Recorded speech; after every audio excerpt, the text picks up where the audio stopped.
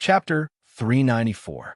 After seeing Colston off, Fong Bujue returned to his seat behind the desk and fell into deep thought. Schofield didn't disturb him. The detective was also pondering over the information he had obtained earlier. Moments later, Fong Bujue opened his mouth to say, "At this moment, I really envy someone like Nero Wolfe, a famous detective written by Leiter Stott, a fat, unwilling to leave the house, a professional detective who likes to raise orchids and charges exorbitant fees for consulting. Well, I think if you want, you can also become an excellent easy-chair detective," Schofield said. "Of course I can." Fong Bujue's narcissistic nature kicked in, and he said without any modesty, "When I say envy, I don't mean envy of this person's talent. I just envy that he doesn't have to participate in this kind of tedious intelligence-gathering work." Schofield shrugged and said, "It can't be helped. Although there are only a total of 9 suspects in this case, the information Mark got during the routine questioning isn't enough to lock down the murderer. At present, there are basically 3 suspects that can be ruled out: the owner, Colston Lovecraft, the butler, Henderson, and the maid, Olivia." Fong Bujue muttered, "One of them doesn't have the ability to commit the crime, the other doesn't have the guts to commit the crime, and the last one is a problem of body size." "Body size?" Schofield asked. "You noticed it too," Fong Bujue said. "Aunt Olivia is only about 6 meters tall, and she's at least heavier than Dennis. With her large body, even if she could barely climb out of the window, it's impossible for her to complete the layout of the secret room outside the window." Yes. Schofield obviously just understood. He thought for a few seconds and continued the topic. "But why didn't you rule out the gardener as a suspect? When Mrs. Carroll found the body, Mr. Barton was talking to you in your room, wasn't he?" "So what?" Fong Bujue replied faintly. "Maybe he had just finished the crime before he came to my room? As far as I can see, no one in this house has a valid alibi," he added. "Not even myself. So, Mr. Detective, you have to be careful. Although the chances are slim, you can't completely rule out the possibility that I committed the crime." "How is that possible?" Schofield laughed. "You have no motive at all. Besides, Mr. Dennis helped you, didn't he?" "What if I'm crazy?" Fong Bujue asked seriously. "Don't you think I'm crazy?" Just as Schofield was hesitating whether or not he should say out loud that they did look alike, there was a knock on the door again. Outside the door, Dempsey said, "Sir, Mr. Jack Lovecraft is here." Schofield quickly replied, "Okay, let him in." Jack pushed the door open and strode to the middle of the room. When Deng Pudi closed the door behind him, he turned his head and glanced at him. Then, he looked at Fong Bujue and Schofield with an indifferent expression and said, "This is nothing. Is it an interrogation?" "No, I just have some questions that I want to ask you," Fong Bujue replied with a smile. "Huh." Jack laughed and sat down on the chair, crossing his legs. "The famous detective wants to ask me for advice. Before the police came, you didn't seem to have heard of my name, did you?" Fong Bujue asked. "Yeah, I don't read the newspapers much," Jack said. "Even if I did, I didn't pay much attention to reports about criminal investigations." "Well, I guess you mainly read the entertainment section." Fong Bujue was implying something. "Yes, I used to be the lead singer of a rock band." Jack's eyes stared at the booklet in Fong Bujue's hand, and he drawled, "I've already told the other officer." "What's wrong? Is this against the law?" "Of course it's not against the law," Fong Bujue said. "But if your outdated lead singer killed his brother—" Hey, what are you talking about?" Jack shouted. "What's wrong?" Fong Bujue's annoying behavior came back again. "Are you dissatisfied with the word outdated, or do you have an opinion about the murder charge? Or perhaps both? Do you have any evidence?" Jack replied, "If there's no evidence, then it's slander." "Evidence?" Fong Bujue sneered. You should be glad that I don't have such a gun." He repeated, word for word, "This sentence was the last sentence you said to Dennis before the crime was committed, right?" Many people heard it, including me. "So what?" Jack asked. "Everyone could tell that it was just a joke. If he's not dead, then it's just a joke." Fong Bujue put his right hand on the desk, his 4 fingers tapping rhythmically on the desk like waves. "But now that he's dead, the situation is different. Combined with the situation at that time, Can I understand what you mean? If I had such a gun, I wouldn't be shooting at the ceiling. Nonsense. It's all nonsense. Jack jumped up from his chair. What kind of detective are you? He turned to look at Schofield. Officer, are you just going to watch him wrongly accuse a good person like this? I also think that you're the most suspicious. Of all the suspects, you're the only one whose physique is comparable to the victim's. From a psychological point of view, the stronger one is more courageous. Isn't that right? Schofield put on the air of a detective and glared at the man sternly. Of all the suspects, you're the only one whose physique is comparable to the victim's. You? Jack was speechless. Since you mentioned a rock band, Phone Bujua immediately continued. Then I think you're familiar with things like strings. He paused for a moment and said, coincidentally, the murder weapon is similar. You know what? If it weren't for the police, I would have come over to beat you up. Jack squeezed out in a very unhappy tone. Humph. I advise you not to be impulsive. Phone Bujua raised his eyebrows and replied smugly, my fierce kicking skills can't be stopped by a mere desk. Gentlemen, let's return to a constructive discussion, Schofield said. Schofield had no choice but to persuade him. The words and actions of the two people in front of him were already like street thugs fighting on the streets. Humph. Jack snorted and sat down again. He said to Phone Bujua, then tell me, why did I kill my brother? Was it because of today's argument? I still don't know why he and my dad were arguing. Why would I kill someone? Chapter 395. Motivation. Phone Bujua began to bullshit. I can see that the relationship between you two brothers is not that good. It's not too much to say that it's thin, right? He shrugged. Brother Ling has a steady personality and a successful career. You, on the other hand, are already in your 30s, but you've basically achieved nothing and don't have a stable source of income. Brother Ju's ability to fill in the blanks was unparalleled. He continued, personality determines fate, Jack. I've seen a lot of young people like you. They talk about chasing their dreams, but in reality, they just use the word dream as an excuse to indulge, a way to deceive themselves and others. He picked up the booklet in his hand, flipped through it, and read, when you were 19, you ignored your family's objections and dropped out of university. You joined a third-rate rock band as the lead singer. In the next 5 or 6 years, you and your band will travel around and perform. Most of the time, you won't earn any income, and the response to your performances will be mixed. So basically, you guys are using your family's money to pay for your so-called dreams. Huh, what do you know? How can a person like you understand the meaning of our music? You're just a civilian who's been brainwashed by warmongers, religionists, and bureaucrats, Jack said disdainfully. You're obviously younger than me. Why are you using such a high and mighty tone? You're like a cockroach. Phone Buju interrupted him and said in a cold tone, a half-baked hippie, a pioneer of non-mainstream culture. I know people like you very well. Selfish, self-centered, greedy for pleasure, gluttonous, and lazy. You rebel against the values that the previous generation instilled in you, but you don't really have your own opinions. You hate the greed of the plutocrats, lament the narrowness of traditional morality, and oppose the immorality of war. So you use rock music to express your dissatisfaction, showing your cynical emotions. You shout love and peace, thinking that you're pure, excited, and great, but the world doesn't change with these. In the end, when all this is over, one day your parents will grow old. Because you use a variety of high-sounding reasons to shirk the social responsibility as an adult, your own youth is ultimately wasted in meaningless escape.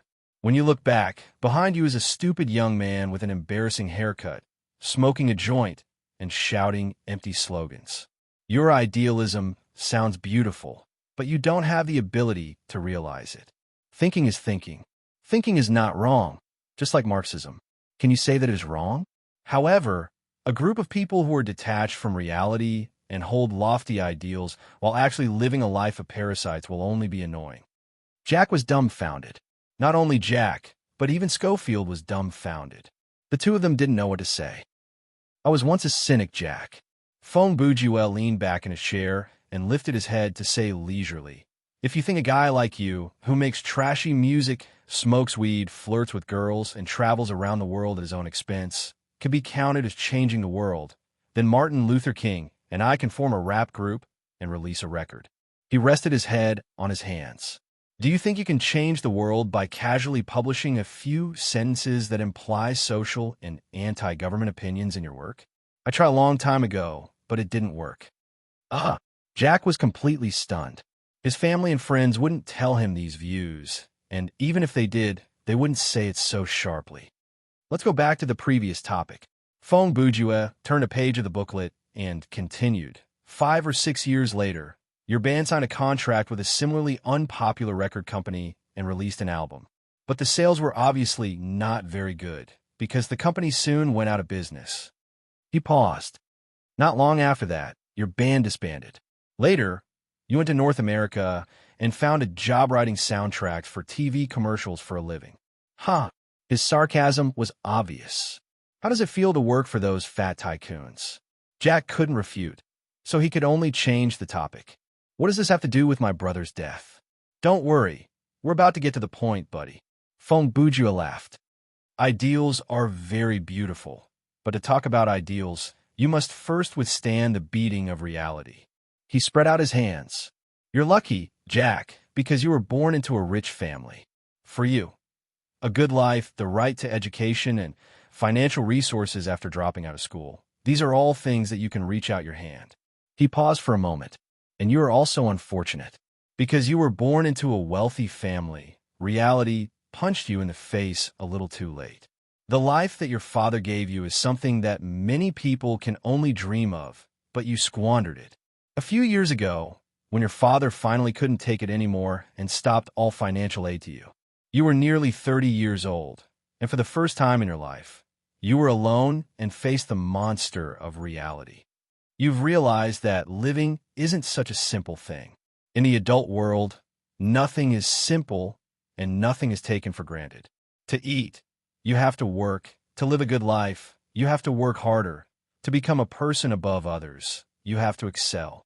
To change the world, I'm not going to discuss this topic with you. Fong Bujue stood up from the chair and slowly walked over.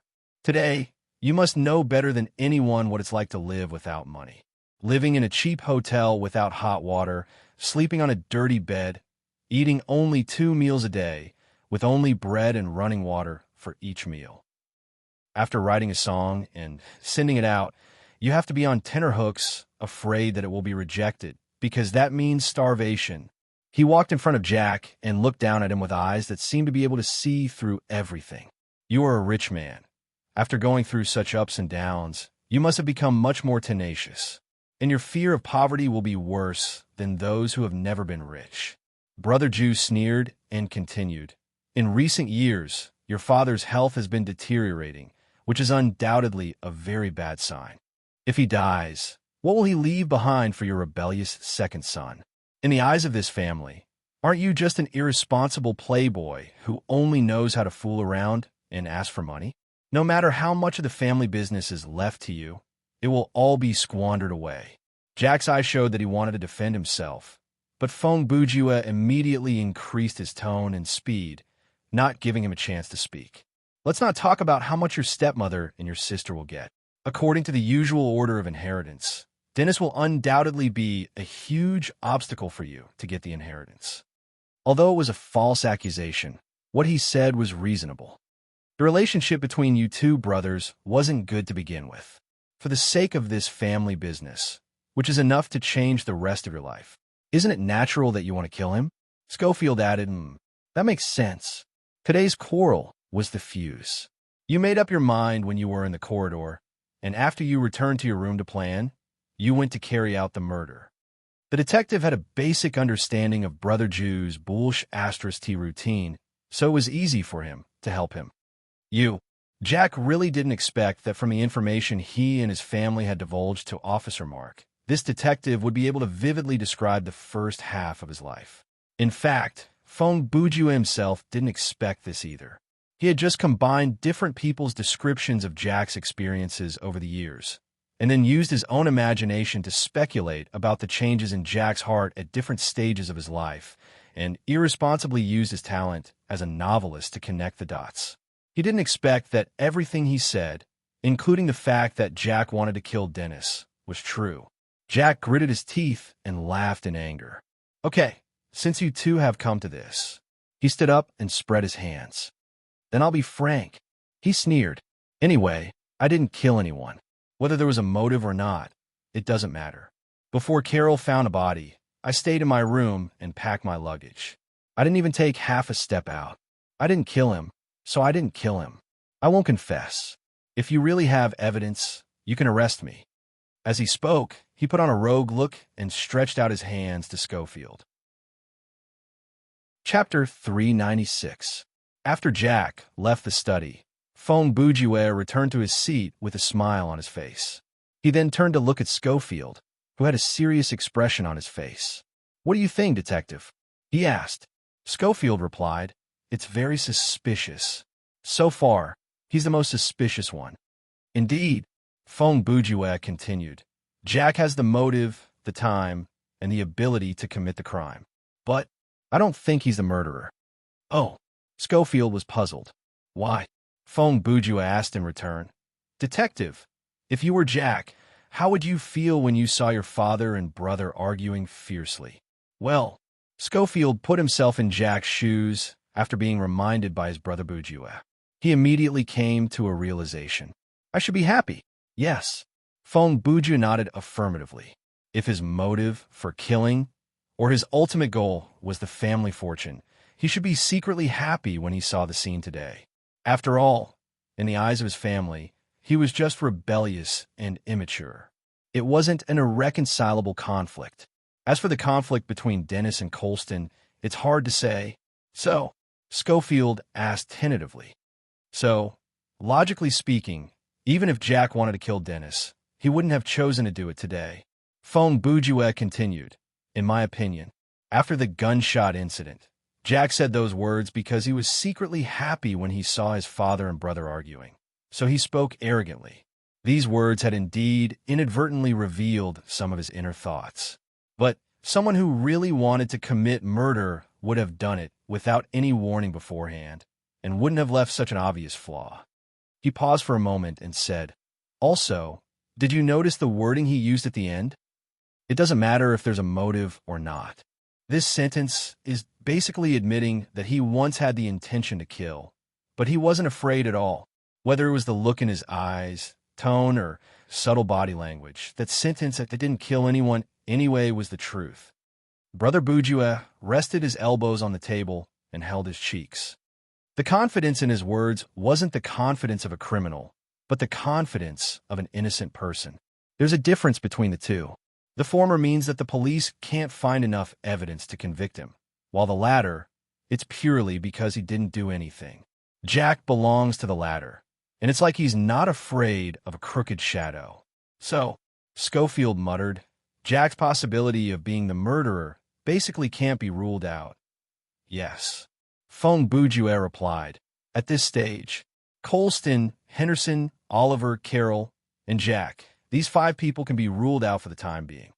Schofield muttered, "There are a total of 9 suspects, so now the only ones left are the family doctor, Mr. Powell, the gardener, Mr. Barton, Miss Nancy, and Mrs. Odetta." He paused. "By the way, Miss Nancy arrived after the case, so she should be ruled out directly, right?" "Who said so?" Fong Bujue asked. "Nancy has all the conditions to commit the crime, and even has an advantage over the others." His eyes changed slightly. "If we can find a motive, then she's more suspicious than Jack." "Knock, knock, knock." There was a knock on the door. "Speak of the devil. Miss Nancy is here, sir." Dempsey's voice happened to come from outside the door. "Please come in," Schofield replied. The door opened, and Miss Nancy walked in. Her attire was quite neutral, a plain white blouse with a jacket, classic jeans, and boots with thick heels. This lady from a wealthy family didn't seem to be affected by the literary atmosphere of Vienna at all. Instead, she looked more like she had gone to the American West. However, the tomboy outfit didn't hide her charm. Miss Nancy was still an eye-catching beauty. On her fair and delicate face, there were bright eyes, white teeth, full lips, and a fine nose. Her blonde hair casually draped over her shoulders, reflecting a touch of brightness under the light. Unlike Madame Odetta's mature and sexy classical beauty, Nancy's body exuded more youthful vigor. Her eyes revealed determination and experience, and Feng Bujue could faintly see the aura of a modern feminist. "Hello, Miss Nancy." After Dempsey closed the door, Feng Bujue said, "I don't think we've officially met." He stood up, walked out from behind the desk, and extended his hand. "My name is Feng Bujue, and I'm a detective." Nancy politely shook the other party's outstretched hand. "Nice to meet you, Mr. Feng." Her voice was as downcast as her mood. "This is Detective Schofield. You met him in the lobby." Feng Bujue then introduced the detective.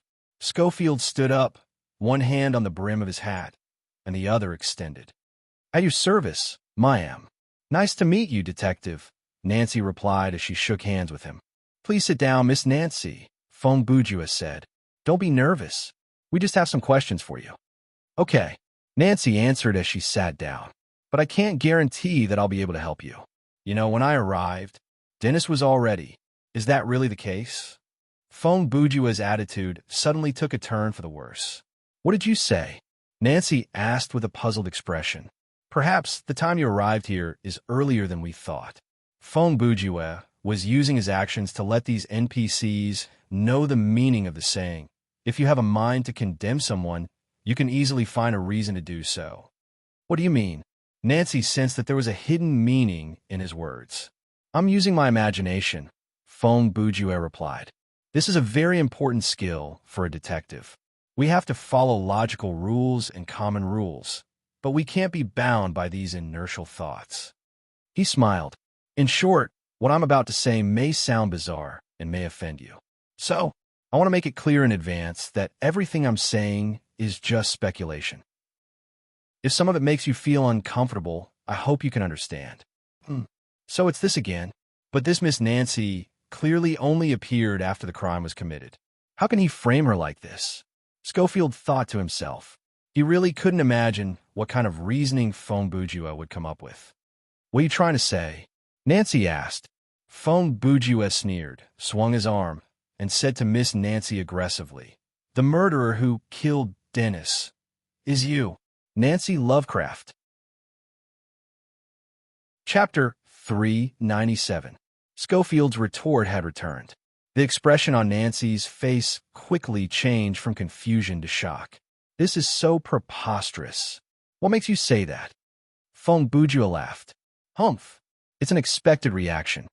He continued to spout nonsense. "Let this detective retell the story of your crime. To put it bluntly, you're just making things up again." Schofield thought. "But this trick sure works. It was in autumn." Feng Bujue started to narrate. "You suddenly changed to a very old voice, and your face was so serious. What are you up to?" "Like previous years, you returned to a Sari from Vienna and came to your father's bungalow to celebrate Thanksgiving." Feng Bujue raised his head in confusion and recited. The autumn was deep in the mountains, and the red maple trees were like fire. The slight chill in the air made one want to put on a pair of long johns. Hey, the beginning of a ghost story, the foreshadowing of a hipster, and the ending of the story with such a sentence? You were driving on the deserted road, and under the influence of the scenery before your eyes, you suddenly thought, "How about I kill my elder brother?" Feng Bujue continued. "A few minutes ago, you were the one who said, 'We have to follow the rules of logic and common rules, but we can't be bound by these habitual thoughts,' right? It was really you, wasn't it? Please restrain yourself." "Mr. Feng, if you want to use this method to make me laugh," Nancy interrupted. "I can tell you clearly that this is not a good idea." Feng Bujue ignored her and continued to lie. "As the daughter of old Master Colston's second wife, your status in this family is a bit inferior. In recent years, your father's health has been deteriorating, and you have to consider your own future after his death. Using the same motive repeatedly to frame different people. You've been a good girl in the eyes of your family since you were young. You followed your father's will and walked on the life path that he arranged for you." Feng Bujue's imagination was running wild. In front of the people involved, He observed their expressions and continued to make up the story.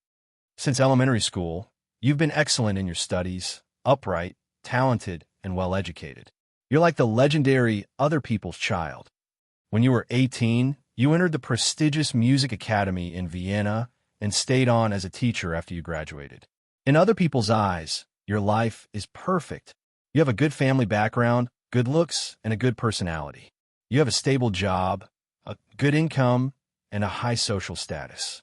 You have a life like this is no doubt what every girl wants, but what do you think? Hey, it's not appropriate for you to tell her what she thinks.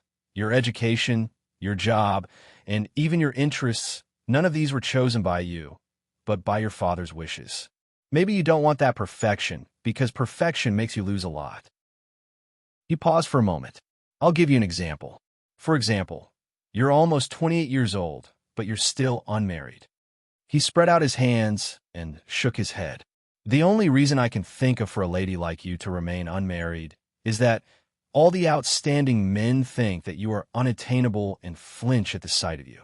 And some men who overestimate themselves and are only good for their looks make you hate them.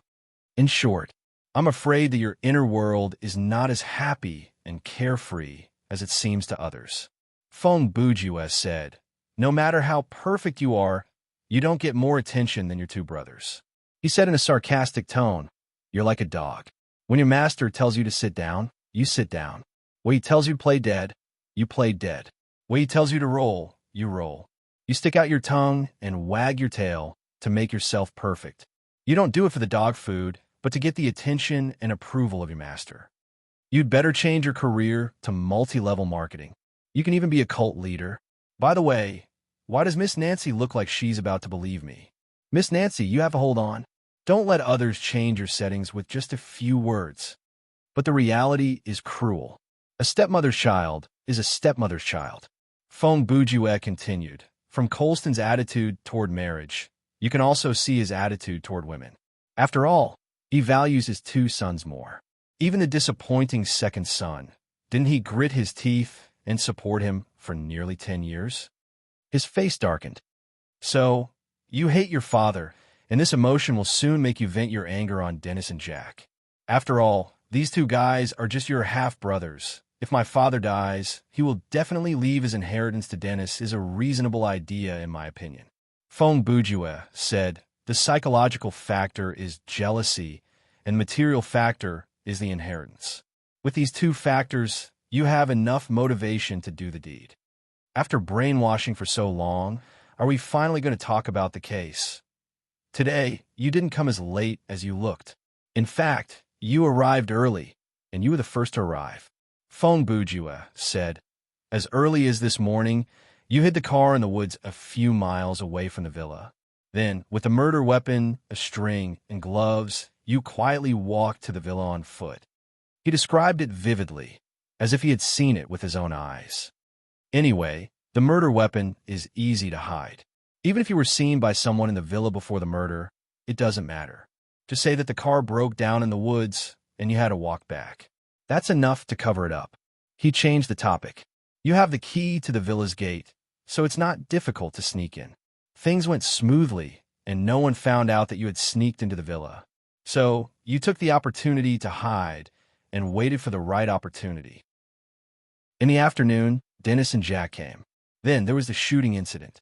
You, who was observing in the dark, felt that the time was right.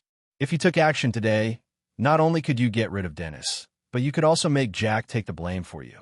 You could let your father watch his two sons die one after another, and then hand over his life's inheritance to you, the real criminal that he had neglected all these years. This could be said to be the perfect revenge. Not long after, you saw that Dennis was alone, so you directly knocked on the door and entered his room. When he heard your voice, he naturally wasn't on guard. He must have thought that you had just arrived at the villa and wanted to chat with him. Then, you killed him and set up the room as a secret room. Then, you escaped from the window. After the murder, you went back to where you hid the car, got rid of the murder weapon and gloves, adjusted your emotions, and thought about how you should react to the police. After some time, you came late and put on a good show in front of us. Oh, so that's how it is. I was almost fooled by her. Schofield himself was also fooled. Phew! When Nancy heard this, she sighed deeply and said to her brother Jew, "It's a waste of your talent to be a detective. I think you should be a writer." Ha ha ha.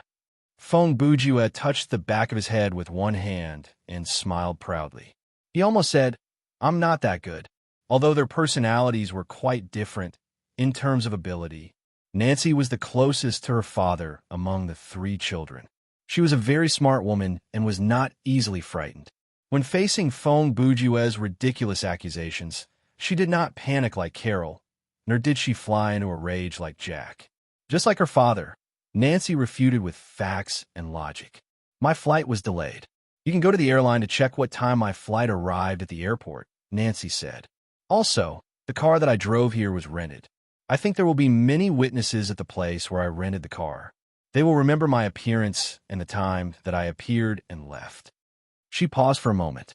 "If your math is not too bad, you should be able to calculate how long it took for me to arrive here from the place where I rented the car." Fong Bujue put on a helpless look again, as if he was a villain who was about to be killed.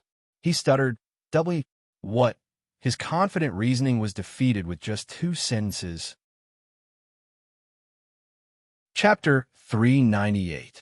In the silence, Miss Nancy cast a look of disdain at Brother Jew. Then, she got up and was about to leave. Before she left, she turned to Detective Schofield and said, "I hope you'll think carefully before making any inferences." Then, she slammed the door shut. Phew! As soon as the door closed, Fong Bujue let out a long sigh of relief and said, "Very good. Another suspect has been ruled out." I don't understand. Why didn't you ask her for an alibi in the normal way?" Schofield asked. "Don't you think my way would have worked better?" Fong Bujue said, "Using lame reasoning to probe the reaction of the person involved is likely to yield unexpected results. At the same time, it can also make them lower their guard against me." Is that so?"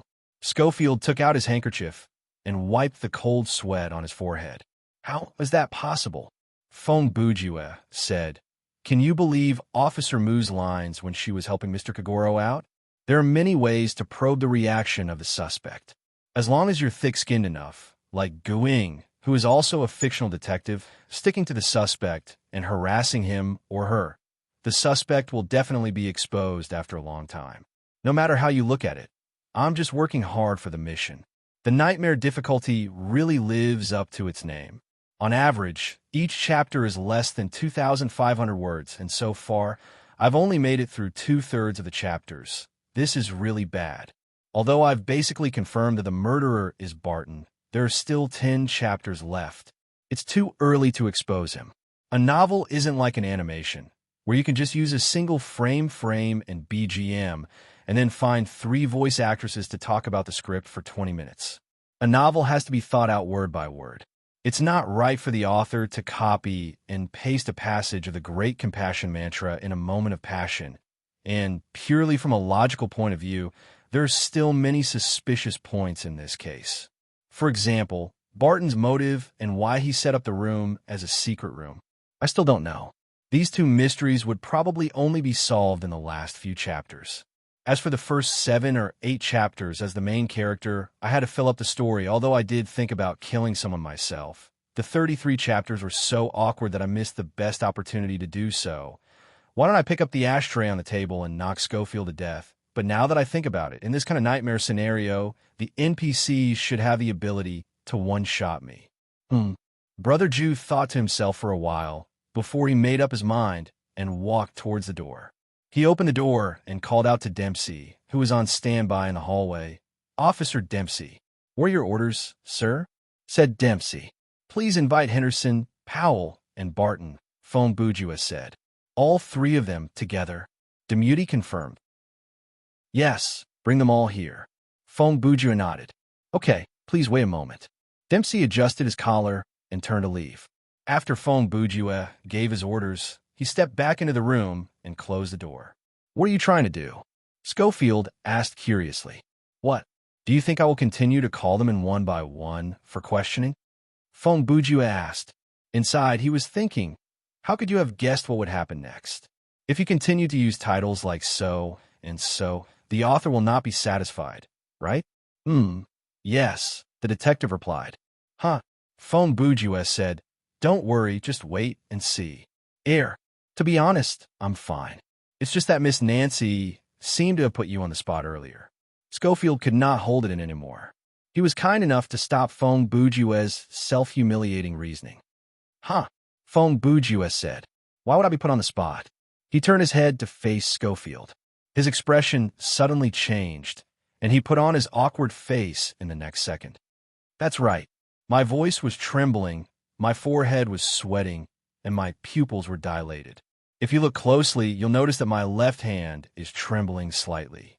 As he spoke, he instantly returned to normal. But that doesn't mean that I really feel put on the spot. Schofield's lips twitched. He did not know how to describe his feelings at the moment. He suddenly felt that the guy in front of him was very likely a professional liar. But in all senses of the word, this guy was very good. Generally speaking, I don't make inadvertent physical reactions because of my emotions, unless I'm deliberately pretending to be in a certain state, Phone Bougie said. Expressions and small movements will expose a person's weaknesses. In turn, using these to confuse the opponent is a rather advanced gaming technique. I won't be fooled anymore. Every time you come up with various theories, you'll lose your integrity in the next chapter. I'll lose if I complain, Schofield said. However, on the surface, he was still polite. So that's how it is. Detectives not only need IQ, but they also need a high EQ. Phone Bougie started to talk nonstop again. I personally think that EQ is the combination of one's ability to guess, intuition, and acting skills. Those who are good at doing things are all well-versed in EQ. They can make you do things according to their will, but they'll feel good about it. He paused for a moment. Of the 3 people who will enter the room, one of them has a very high EQ. Of course, his IQ is not low either, but knock, knock, knock. The knocking on the door interrupted Phone Bougie. Dang Pooty said loudly from outside the door. The 3 gentlemen are here, Mr. Phone. Please come in. Phone Bougie turned around and leaned against the table. He faced the door and looked like he was ready to give a try. A few seconds later, the 3 men came in. The first to enter was Dr. Powell. He was in his 50s, tall and thin. He wore glasses, a white shirt, and a black vest. Henderson came in with the help of Barton. In fact, he could walk on his own, but Barton was very considerate to help the old man, who had almost had a heart attack not long ago. After Dang Pooty brought him in, he closed the door from the outside, as usual. Before the 3 opened their mouths to greet each other, Phone Bougie, who was facing them, suddenly opened his lips. I will be frank. His eyes scanned the faces of the 3 like a gust of wind. The culprit is among the 3 of you. Chapter 399. At that moment, the 3 men's expressions changed. Phone Bougie caught every change in their facial expressions, as well as the fleeting, imperceptible information hidden in their eyes. 2 seconds later, Phone Bougie started to laugh. All right, that's all I have to say. Please leave. What? Other than Brother Jew, the other 4 men in the room instinctively asked the same question at the same time. Wait, what do you mean? Powell asked. What do you mean by please leave? You called us here, said that one of us is the murderer, and then asked us to leave? Yes. Phone Bougie said, I'll reveal the real murderer in about 8 chapters. Oh, no. I'll reveal the real murderer around 8 o'clock. Mr. Phone, Schofield interrupted. Can I ask, why we have to wait until 8 o'clock? Hey, as the saying goes, the reasoning should be done after dinner, Phone Bougie replied. What kind of saying is that? How come I've never heard of it before? You must have made it up, Schofield said to himself, but he didn't show it on his face. This was because he still couldn't identify the murderer, and he didn't have any evidence. He could only rely on this strange detective for help. Okay. Schofield continued to wipe his cold sweat with his handkerchief. Then we'll do as you say. This is too strange. Powell said, if you know who the real murderer is, you should bring him to justice immediately. If you let a murderer stay in the same room with us, wouldn't we all be in danger? There are 4 police officers here. So how could there be any danger? Feng Bujue replied casually. Besides, you should know very well that before I said, the murderer is one of the three of you. You've been living under the same roof as the murderer, right? But now that you've said it, the situation is... Powell said nervously. He kept glancing in Barton's direction. Feng Bujue interrupted him. You don't have to say anymore. I've seen this kind of trick many times. He paused for a moment. Dr. Powell, you made such a big reaction and looked so frightened. Are you trying to pretend to be innocent to avoid suspicion? Powell was at a loss for words in the face of this false accusation. Henderson and Barton also looked at him suspiciously.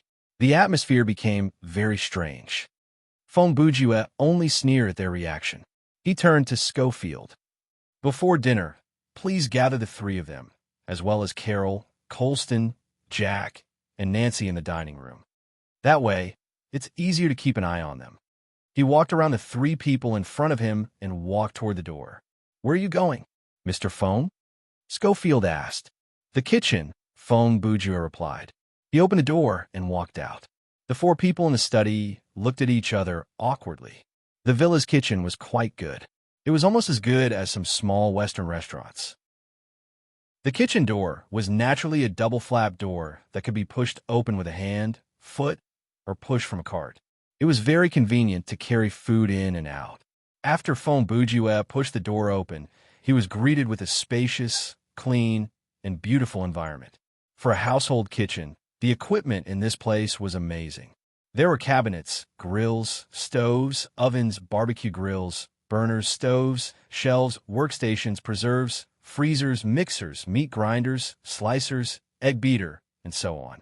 Other than the extreme configuration of the stone oven, there was basically everything here. You could even hold a cooking competition. Ah, Mr. Feng, why are you in the kitchen? At this time, Mrs. Odetta had changed into a long-sleeved plain dress with a knee-length skirt. She was also wearing an apron. She was busy in front of the stove with Mrs. Oliver. To prevent you from poisoning everyone's dinner, Feng Bujue replied. Odetta and Mrs. Oliver's hands froze. Their eyes widened as they looked at Brother Jew in surprise. Ha ha! I'm just kidding, ladies, Feng Bujue said with a smile.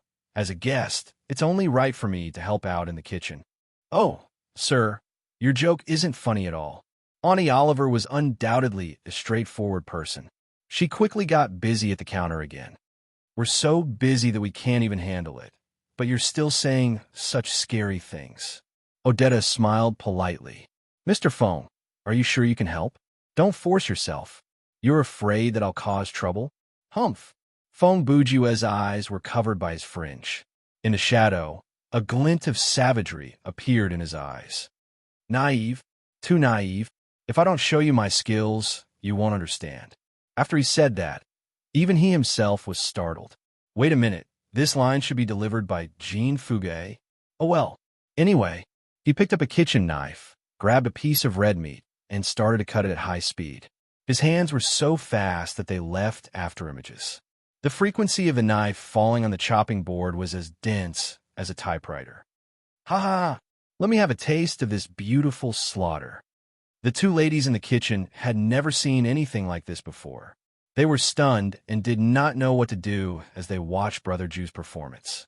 Another characteristic of Feng Bujue was that, when he cooked, he would become abnormally chinibu. If his usual chinibu, don't ask me what this means, I don't know either, it just appeared in my mind, was around 250, then when he cooked, his chinibu would explode to between 9527 and 10086.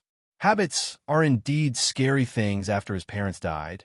Feng Bujue, who lived alone, naturally cooked often. He was not a person who pursued luxury and vanity, but when the conditions allowed, depending on how much money he had in his pocket, he would do his best to ensure the quality of his life. Therefore, this guy's cooking skills unknowingly improved. In the process, he developed the habit of talking to himself and doing all kinds of exaggerated actions when he cooked. First, put a layer of oil on the pan and heat it up. Feng Bujue said as he cooked. Cut the beef into thin slices and put them in a bowl. Add salt, pepper, soy sauce, mustard seeds, and rub them carefully. As he spoke, he picked up a stalk of celery and chopped it up like lightning. Put the beef liver, and celery together into a heated pan and stir-fry over high heat. He spent a few minutes to complete a side dish that looked and smelled delicious. Humph! The cooking skills of this dish with beef liver and celery with mustard is enough to convince you, Fong Bujue said proudly as he wiped his hand with a rag. Mrs. Odetta and Aunt Olivia were skeptical.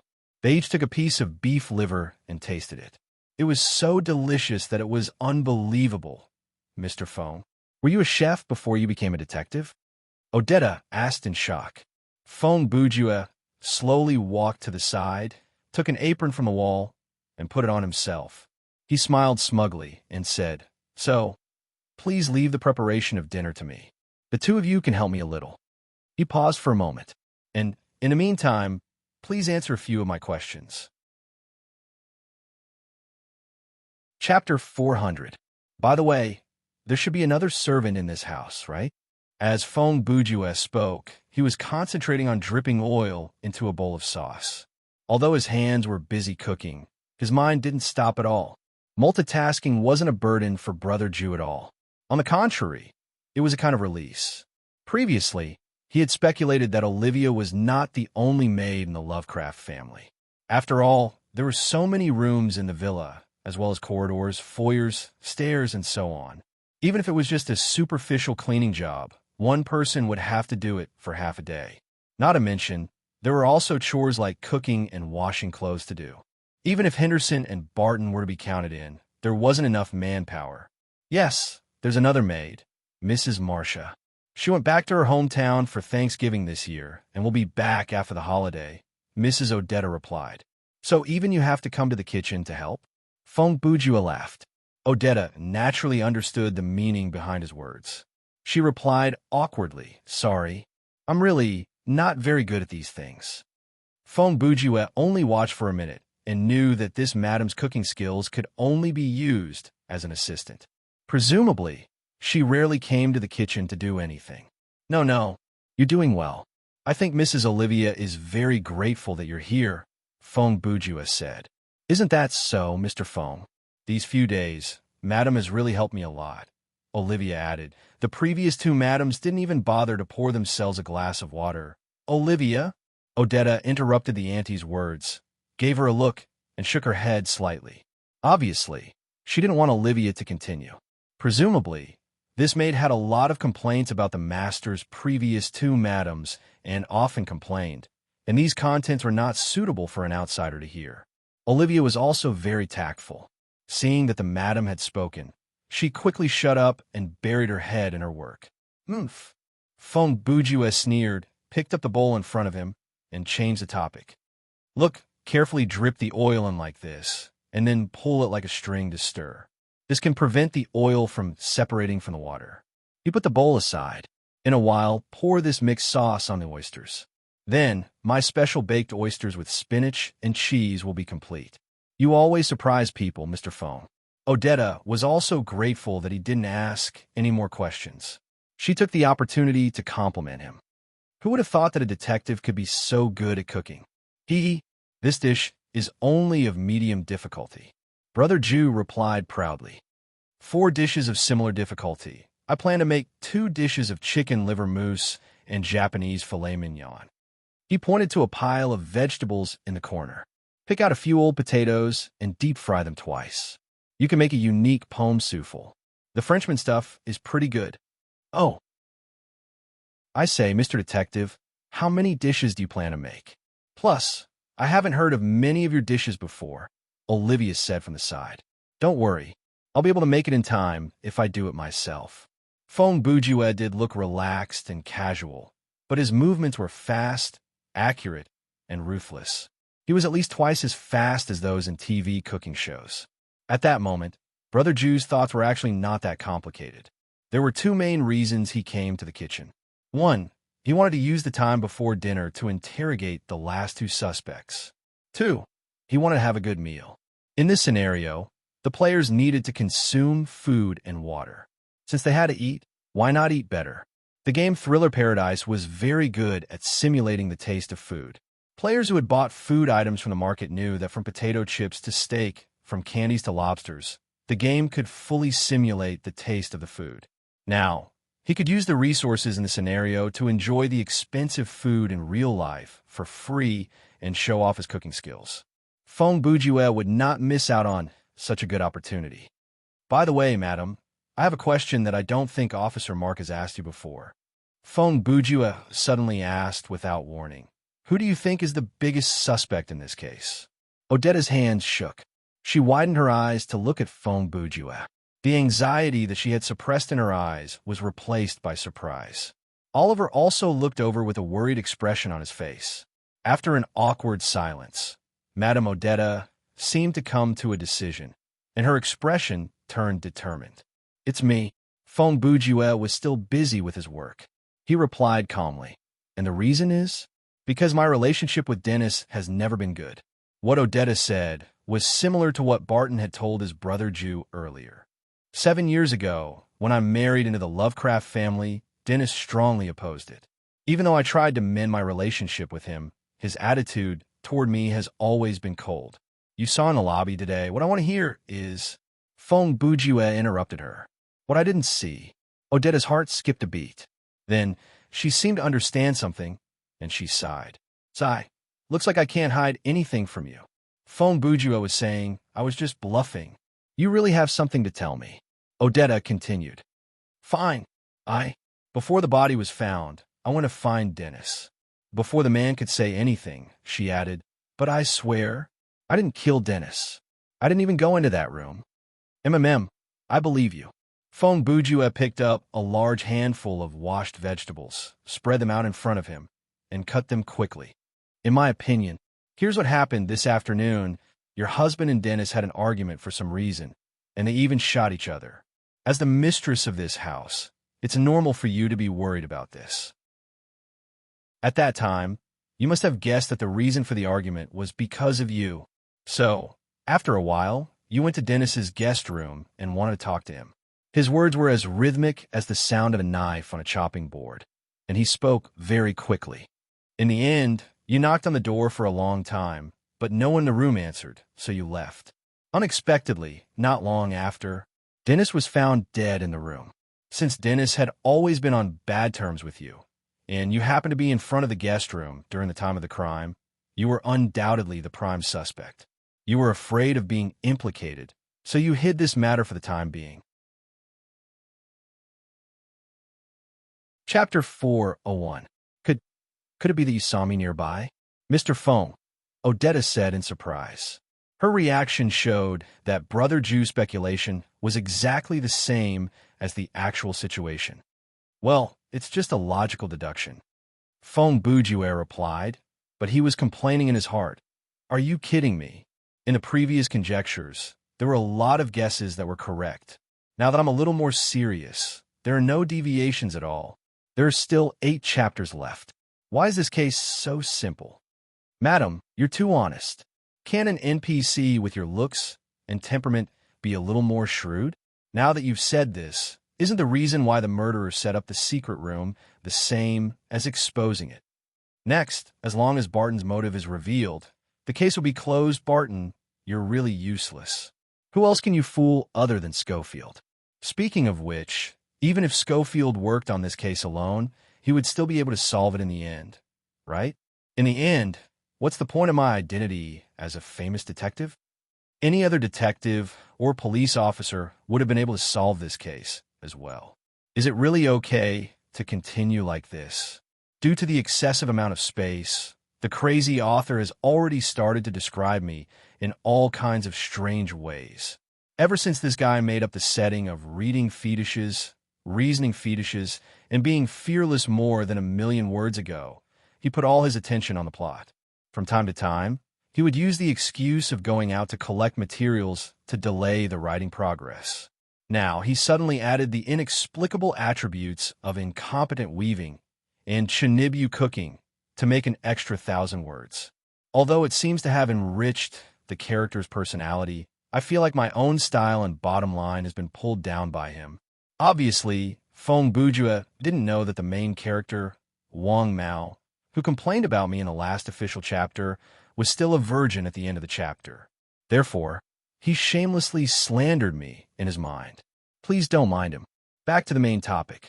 Just then, the kitchen door was pushed open from the outside. Detective Schofield poked his head in and said when he saw Brother Jew, "Oh, Mr. Fong, you're really here." He paused. "Wow, are you cooking?" "Yes."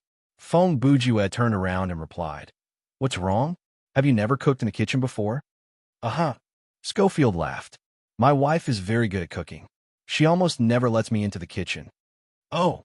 Fong Bujue answered half-heartedly, but internally, he was grumbling, Hey, I was just asking. You could have just answered no directly. What is the meaning of that blissful smile? And you even said some unnecessary things." "Oh, I'm just asking." With my deductive ability, the moment I saw your big belly and the ring on your left ring finger, I already guessed that your wife's cooking skills weren't bad. Your reaction right now clearly has the intention of mocking me. So it's because I acted too shamelessly that this guy is dissatisfied. If you don't like me, why don't you just say it directly? Please accept my righteous punch. Mr. Fong, it's not that hard to say something like that. All right, I'm here to tell you that Mrs. Carroll, Master Colston, Butler Henderson, Dr. Powell, Mr. Barton, Miss Nancy, and Jack have all gathered in the dining room, Schofield replied. Also, if you think it's okay, I want Carl and Mark to transport the bodies of the victims back to town first. You know, although it's late autumn now, and the bodies are in body bags after a long time, the smell, wow, you're really loyal. You said the names of the 7 people one by one, and you immediately added an irrelevant topic to cover it up. Fong Bujua complimented. Okay, we'll do as you say. Brother Jew was still calm on the surface. Oh, right, there's no need to keep an eye on the crime scene anymore. There's nothing else to investigate anyway. Understood, Schofield replied and prepared to leave. Just then, Fong Bujue seemed to have suddenly thought of something. He turned around and called out to Schofield. "Detective." "What?" Schofield hurriedly stopped in his tracks. "You said you've been a criminal police officer in the big city for many years?" Fong Bujue asked. Schofield's expression changed slightly. "Yes, why?" "Then, at the police station in the big city, do you have any friends that you can trust?" Fong Bujue used a rather vague way of putting it. Schofield immediately understood what Brother Jew really meant. "Since you've been in the city for a long time, you must have some connections, right?" "Ah, I do have a few good old friends." Schofield put on a different expression. It was the expression he had when he first arrived at the villa. Confident, courageous, and tough. "Excuse me," Fong Bujue said to the 2 ladies next to him. At the same time, he picked up a rag and wiped his hands as he walked to the kitchen door. When he reached Schofield, Brother Jew put one arm around his shoulder and opened the door with the other to lead him out. "I knew it." "Detective, you're not an ordinary person," Fong Bujue said with a smile. "You flatter me." Schofield's pride was written all over his face. This was a compliment from a famous detective. For a detective, it was hard for him to control his sense of superiority at this moment. It was like Liang Chaowei walking up to an extra and saying, "You're really good at acting." "I'll be frank, detective. I already know who the murderer is." Fong Bujue lowered his voice and looked around the corridor. After making sure that no one was around, he whispered, "But we still lack some information right now, so we can't make a conclusion yet. But we have to find out his motive before we can get to the bottom of the case. So, we need your friend's help." "What do you mean?" Schofield asked. "I want you to make a call and contact your friends in the city's police department. See if anyone can help you look into the murderer's past," said Fong Bujue. "But that doesn't seem right," Schofield said. Fong Bujue smiled. "That's why we need reliable friends." Schofield hesitated for a few seconds before he smiled. As expected of a famous detective, it seems that you know a lot about the gray areas in the police world. Of course, Fong Bujue said. "I know the usual tricks, like taking drugs from street gangsters and bringing them to the homes of scumbags who can't be convicted because there's insufficient evidence. Sprinkling the drugs behind the heater. I know that too." Chapter 402. In this chapter, the part that was framed by was Fong Bujue's complaint. The night was like a giant beast, swallowing up the city that was filled with a gothic atmosphere. The cold rain hit the puddles on the ground like sharp arrows, and the air was filled with the unique smell of the metropolis, desire. Hey, what happened? Did you send a wrong script? What's with the opening? My name is Schofield, Greg Schofield, a police officer in Lane City's Major Crimes Division. I say, is this a new book with Detective Schofield as the main character? Is it from a first-person perspective? Driving through the city at night was like rowing a boat in a river of sin. This was a depraved place. Every brick on the wall and every inch of the ground was stained with the blood of the innocent. Robbing, fighting, slaughtering, those beasts and devils in human skin ran amok everywhere, causing the kind and righteous people to be immersed in sorrow and pain. This was a war that would never end, and I was a warrior standing on the front line. My duty was to defend the boundaries of the law and wait for the dawn to come. What does this have to do with the case? Speaking of which, the author has already given up on life. That's why I said, if you want to write wherever you want, don't set a 33-chapter setting in advance. You're making it difficult for yourself. I couldn't remember how many times I drove alone on patrol. Ever since my partner died, I could see, hear, and feel the existence of danger. An intuition of foresight flowed in my blood and attached to my back. So, when I drove past 7th Street and saw the teenager standing in the middle of the road, looking at my headlights with a wooden face, I knew it was a trap. I broke a deal with a gang not long ago, and their revenge began. At this rate, this monologue from an old-school police movie will probably last for an entire chapter. The gang leader of this neighborhood was a complete villain. He was only 26 years old, but he had been in the gang for 17 years. When his peers were drawing finger pictures in elementary school, he was already killing people in the alleys with an Uzi. Of course, it wasn't entirely his fault. It was society that created monsters like him, and he created more and more monsters just like him. There was no need for test tubes, nutrients, or formulas. This sinful city itself was a furnace. The kids in the gangs were charged with murder, drug trafficking, robbery, and so on before they were 16 years old. I could arrest them, they would be sent to the police station, and the people from the juvenile delinquency department would take them away. But in the end, at some point next year, they would appear on the streets again, doing the same thing. Then what do you want to do? Step on the gas pedal and claim it was self-defense? I didn't hesitate and stepped on the gas pedal. Hey, what if you made a mistake? The kid dodged quickly, rolled to the side of the road, pulled out the pistol he had hidden in his pocket, and started shooting at me. His accomplices also poured out from the alleys on both sides and intertwined their firepower around the police car. What kind of city were you a police officer in the past? Even the Gotham Major Crime Unit isn't that good. I lowered my head and stepped on the gas pedal. I tried to keep the car in the middle of the road to prevent it from crashing into something. I also quickly turned on the siren on the police car, but it didn't mean much. The surrounding gunshots were enough to attract other nearby patrol cars. The windows of the police car shattered, and at least 10 bullets entered the car. In those few seconds, it was like I had jumped into a fish tank filled with piranhas. I couldn't even tell how many bullets I had taken. Before I lost consciousness, the last thing I remembered was Captain Charlie dragging me out of the car. At that moment, I would never forget the expression on his face. I understood that he was really gay like the rumors said, and he had feelings for me. Hey, that's a lot of information. After half a month in the hospital, the doctor told me that I might not be able to return to my old job. So you moved to a remote town in the countryside to become a detective. When I first heard the news, I was devastated. But later, I slowly realized this was a sign from God. It was time to retreat from the front line of good and evil. I should have died on that street, but I didn't. Very few people get second chance, but I got it, so I had to cherish it. So I applied to be transferred away from the city. I brought my wife and daughter to a peaceful rural town and became a detective there. Before I left a letter for Captain Charlie. I still remember the content. Many things only become clear later, but I can't find my way anymore. Many things didn't feel bitter at the time, and even if they were bitter, I don't think I would have cared. That's just a song. Are you trying to express your regret that you didn't meet before you got married? In this small town, I was able to live a happy and peaceful life.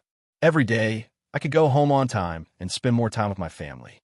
The police station here didn't have any major cases to deal with, and most of them were just family disputes. Compared to the city, this place was like a paradise. I often said to the rookie police officers here, back then, I was better than those tough detectives in the movies, until I was shot in the knee. Yeah, after all, that's the biggest weakness of the Earthlings. Over the years, I often thought of Captain Charlie, but I never contacted him, and he didn't reply to my letter. Hey, wait a minute.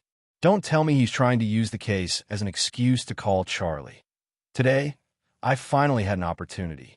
In the process of investigating the Lovecraft family murder case, I met a well-known detective. He needed me to contact my former colleagues and go through an illegal process to check a suspect's file. Brother, I was wrong. Don't make this call. I don't know why, but my heart was full of anxiety, but also some anticipation. Most people feel like this before they embark on a forbidden path. Hey, what does this ellipsis mean? Is the content of the call prohibited for all ages? Speaking of which, this author must be crazy. This is far beyond the level of being rejected. Are you preparing to create some kind of new genre? Why couldn't he learn the skills of his peers? Don't mess around. Chapter 403. At 8 o'clock in the evening, in the mansion's dining room. Other than the maid, Oliver, the rest of the suspects were already seated on both sides of a long table. Officer Dempsey was guarding the door of the dining room. His posture seemed casual, but in fact he was closely monitoring everyone in the room. The atmosphere in the dining room was very depressing, and there was little conversation. Everyone sat there, thinking about their own thoughts. Of course, this was normal. Under this roof, a cruel murder had just happened not long ago. Except for Fong Bujue, who could maintain a good mood. The moonlight tonight is beautiful, isn't it? Fong Bujue's figure appeared at the door, attracting everyone's attention. He seemed to be in high spirits, as if he was releasing a signal to everyone, hinting that he had found the real murderer.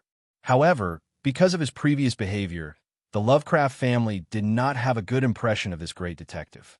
Although this fellow's reasoning was clear, convincing, vivid, and seemingly true, but in the end, his messy slander all had very obvious loopholes, and they were loopholes that ordinary people could see through with a single glance and refute with a single sentence.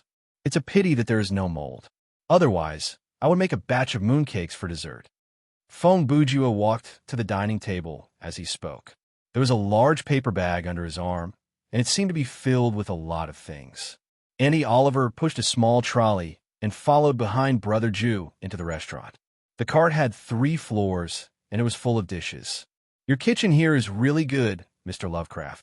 Fong Bujue sat down across from his host and placed a paper bag that he was holding under his chair. I've been to some so-called high-end restaurants before.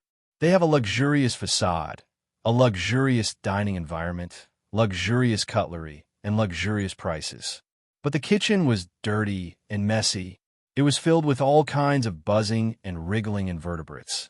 And the cooks were most likely spies sent by those animals to the humans because their only talent was to use their hands to make disgusting dark matter. If you want to start the conversation with a compliment. Colston looked at Brother Jew coldly and replied, just say the first sentence. There is no need to take the opportunity to share your unpleasant past with us. As they spoke, Oliver had pushed the cart to the dining table. Because the tableware had been set up beforehand, she began to serve the dishes. Henderson saw this, stood up from a chair, and walked to the cart. Let me help you, Oliver. No, sit down, Henderson. Jack quickly got up and walked over, pressing the old butler back into the chair. Let me do it. This second's young master was very nice to the servants, and he was too embarrassed to let the old man's help him with the dishes. Not long after, a plate of appetizers was placed in front of everyone. Fong Bujue obviously did not intend to be courteous with his family. Not only did he not stand up to help, but he also grabbed the half-empty bottle of red wine in the middle of the table and poured himself a glass. Dom de Trevallo, 1985. Fong Bujue only took a sip before he picked up the bottle to examine it. Ah, life is full of surprises. He had made a profit this time. In real life, This bottle of red wine could probably be exchanged for a gaming cabin. What? Do you know that winery too? Mrs. Odetta said. Master likes it very much. Every year, we order a batch of goods from there. Ah, I don't know. Feng Bujue shrugged. It's just, my financial condition doesn't allow me to spend in bulk every year at a well-known winery in southeastern France. I'm afraid the only goods I can stock up on are toilet paper and carbonated drinks. Oliver, Miss Nancy, who was on the other side of the table, suddenly spoke. Did you make this dish? She looked at the food on the plate in front of her with a puzzled expression. No, today's dishes were all made by Mr. Feng, Oliver replied, then pushed the cart to the kitchen to get the soup. Usually, she, Barton, and Henderson ate separately from the master and madam. Dr. Powell's home was in town, so he usually went back before evening. Therefore, it was rare for more than 10 people to gather at the same table for a meal like today. Oh, Nancy turned to Feng Bujue and said, I didn't know. You're so good at cooking. This charcoal grilled asparagus with salmon eggs is already at a professional level, right? Compared to a detective, I think you're more suited to be a chef. When the man was talking, Feng Bujue was pouring red wine into his glass. It looked like before he finished the wine, he did not plan to hand the bottle over to anyone else. There are many things that I can do. This is nothing. Oomph. If you cook well, you'll be a beggar until you're old. Jack stuffed a piece of asparagus into his mouth. Judging from his attitude, he was obviously looking for trouble. There's my boogers in your plate. Feng Bujue only took a second to calmly say this extremely lethal sentence. Jack's expression changed abruptly. He coughed and choked. Huh, I'm kidding. Feng Bujue said 2 seconds later. The plates were placed randomly on the card, and you were the one who assigned them. How is that possible? Jack wanted to curse, but there were elders and ladies at this table. He couldn't afford to lose his temper, so he could only wipe his mouth with a napkin and swallow his anger. See, my analytical skills are still very convincing, Feng Bujue said with a smile. That's enough, Mr. Feng, Colston said. Enough with the jesting. He stared at Brother Jew. You asked the police to restrict our freedom and claimed that you knew who the murderer was, but you refused to say it. He exhaled.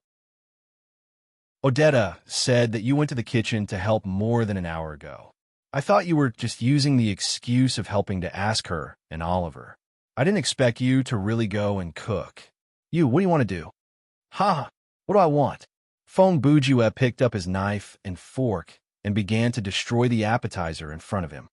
You're asking the obvious, Mr. Lovecraft. He chewed on the asparagus and made a tsk sound. He didn't mind revealing the food in his mouth when he spoke. Everyone here is looking forward to a detective show, right? Ha! Don't worry. The famous detective Feng Bujue won't let you down. I'll give you a good show now. Chapter 404. Wait, Jack suddenly said. I've heard enough of your unreliable reasoning, he said, looking at Feng Bujue. Everyone here has been accused by you of being a murderer, right? He raised his arm and pointed. Before you accuse another innocent person, I want to ask you to explain how you're going to clear your name. How do we know that you're not using the name of a detective to help the police solve the case? Humph. Good question, Feng Bujue replied. Then he smiled but did not say anything, leaving Jack to the side.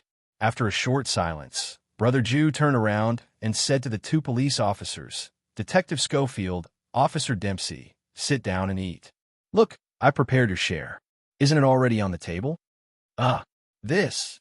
Schofield and Dempsey looked at each other. The 2 of them were indeed hungry, and there were still several empty seats at the long table. After hesitating for a few seconds, they sat down. Hey, don't change the subject. You have to answer my question. Jack said again. That's right, Colston said.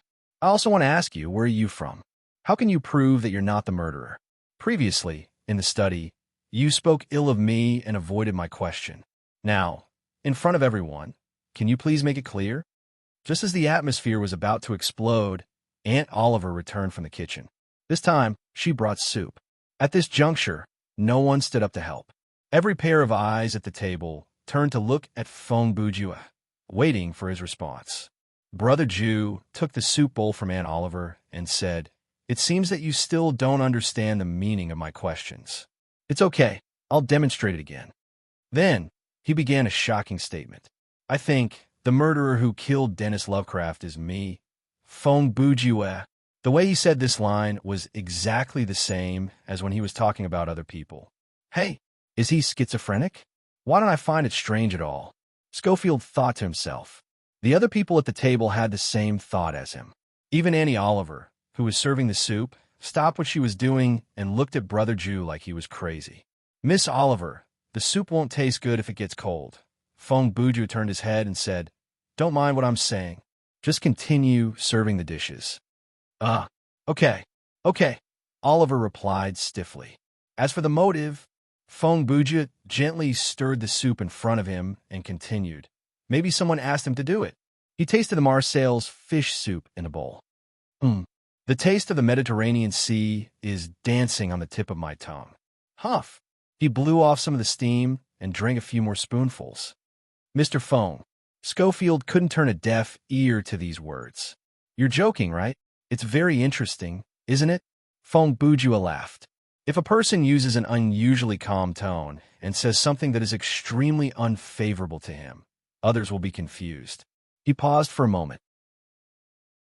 "Detective, you already know who the murderer is, don't you?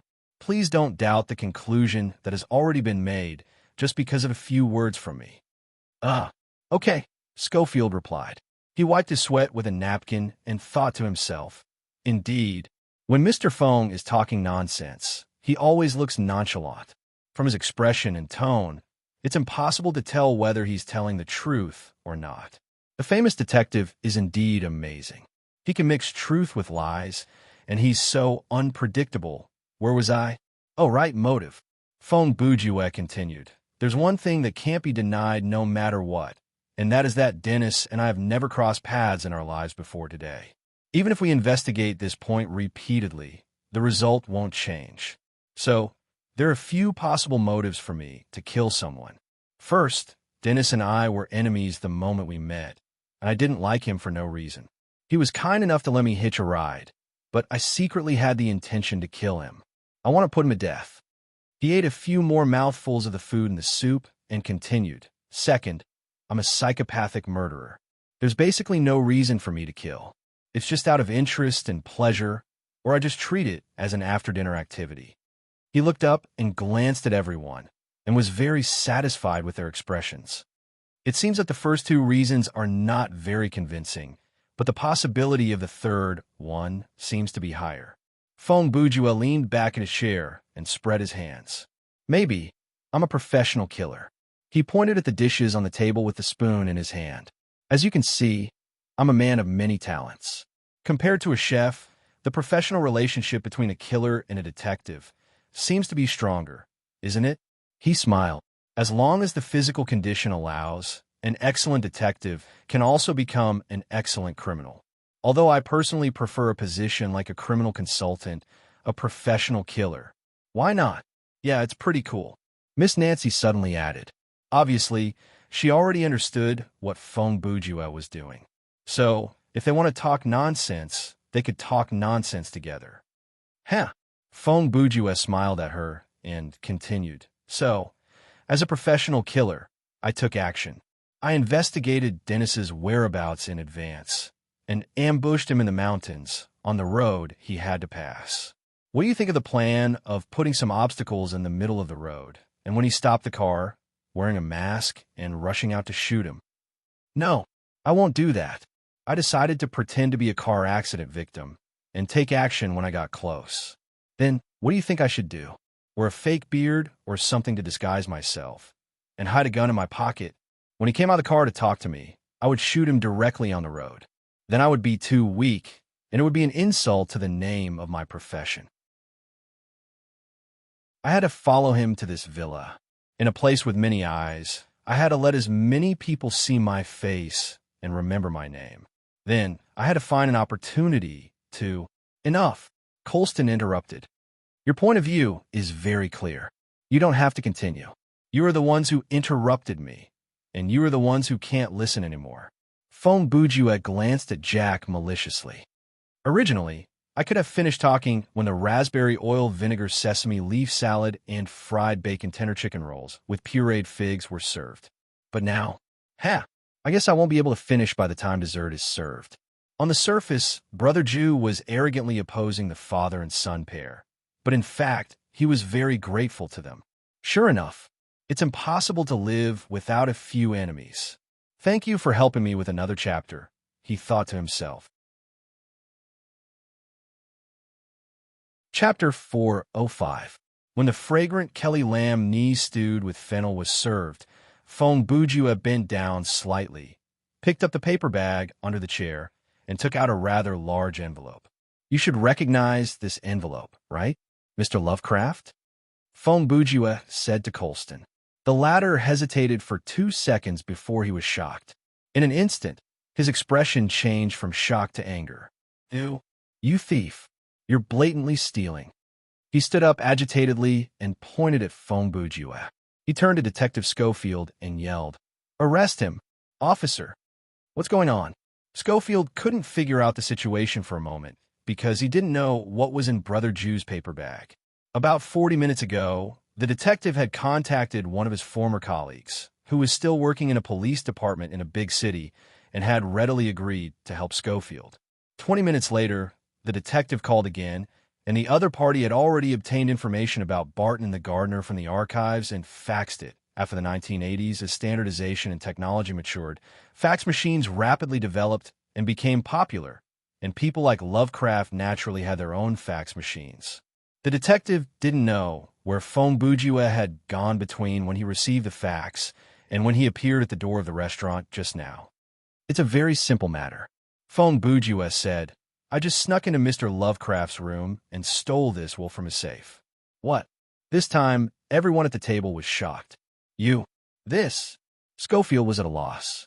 Furthermore, I've already taken a look at it.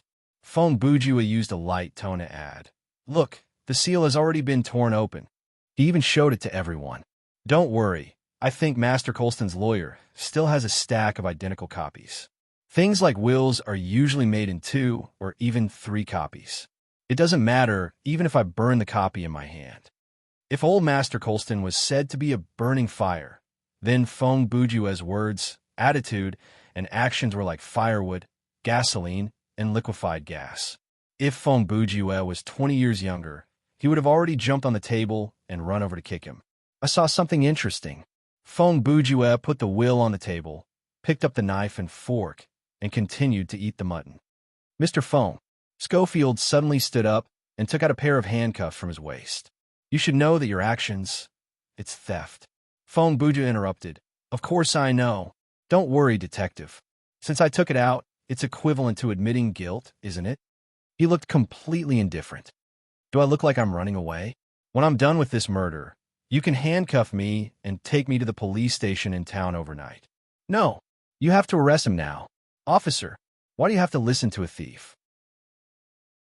Colston, with a cry of desperation, rose from his seat with the aid of his crutch and walked with all his might round the long table and along its head.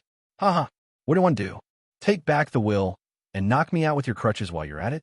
Do you think this will stop me from revealing the contents? Phone Bujua sat down calmly, and his expression was relaxed. It was as if the old man who was charging at him was not a threat at all. Schofield stopped him and said to Colston, who was approaching, Sir, please don't be rash. Violence is not allowed. Sit down. Suddenly, Phone Bujua roared. At this moment, his tone and demeanor instantly changed. He took out a pistol from the paper bag beside him at lightning speed, raised it, and aimed. His movements were so practiced and fast that it was hard to believe that he was a good citizen. Brother Jew's gun was not pointed at Colston, but at someone else. A person who stood up quietly and tried to approach from the side, Barton. I know you're good at fighting. At that moment, Phone Bujua's expression was resolute and cold. He looked straight at his target. But my shooting skills are not bad. The expression on Barton's face changed several times. The cowardly, kind, and fussy garter disappeared in just a few seconds. What replaced him was a man who was cold, patient, and unfathomable. On his face, there was another person's shadow. That person was the owner of the villa. Colston. Officer, do you have a gun with you? Phone Bourgeois stared at Barton and opened his lips to ask. Mr. Phone, before things get out of hand, I advise you. Schofield did not finish his sentence. Phone Bourgeois interrupted. If you don't have one, use mine. At that moment, Schofield recovered from his initial shock and understood the situation. He composed himself, quickly walked forward, and took the gun in Phone Bourgeois' hand. Then, he raised the gun with both hands, aimed at Barton, and ordered loudly, Demuty, handcuff Mr. Barton. Yes, yes. Demuty was stunned for a moment, but he still did as he was told. Although he did not understand the situation in front of him, he should listen to his superior's orders. When Barton was handcuffed, Colston broke down. He sat on the ground, as if he had aged 10 years in an instant. His soulless eyes frightened his family. Odetta, Jack, and Nancy ran over and surrounded Colston, trying to help him. At this point, should I call you John Barton? Phone Bourgeois asked, or John Lovecraft? As soon as he said that, everyone in the room looked at Barton, including Oliver, who happened to be pushing the cart in. Everyone froze. The changes in the past few minutes, and Phone Bourgeois' words seemed to have revealed everything. When did you start suspecting me? Barton asked in a deep voice. When will it be? Seeing that the situation was under control, Phone Bourgeois picked up the fork and knife again and started to move the food into his mouth. On the lawn outside the bungalow, when I'm investigating with the police, did I leave any traces outside Dennis's guest room window? Barton asked. No, it has nothing to do with that. Phone Bourgeois said, I was convinced that you were the murderer after I saw the tree outside Master Colston's house. You. Barton was stunned. Ha, ha, ha, ha. He laughed, then continued. I underestimated you. You could even notice that kind of detail. Ah, of course. Phone Bourgeois replied coldly. And when I listed you as a key suspect, the flaws in your clumsy performance in front of me earlier were revealed one by one. He shook his head. Painting a snake with legs and digging your own grave is the most appropriate way to describe you in this case. Chapter 406. You? What are you talking about? Mrs. Carroll seemed to have understood what was going on. She looked at Barton in shock. Was it you? Mr. Barton, did you kill Dennis? Why? Why? She was about to rush forward. Dr. Powell, who was closest to her, quickly stopped her. Don't go over there, Carroll. He's a murderer. Humph. Why? Barton raised his head and looked at Caroline with a compassionate gaze. Pitiful woman, you're worthy of my sympathy in every sense. Perhaps you'll thank me after you understand the truth. Mr. Phone, can you explain what's going on? Miss Nancy, who was kneeling next to her father, asked. It's a long story. Phone Bourgeois was ready to tell a story. First, let me introduce Mr. Barton in front of you. He put down the knife and fork in his hand, wiped his mouth, and pointed. He is the eldest son of Mr. Colston Lovecraft. Except for Phone Bourgeois and Detective Schofield, everyone else in the room looked surprised.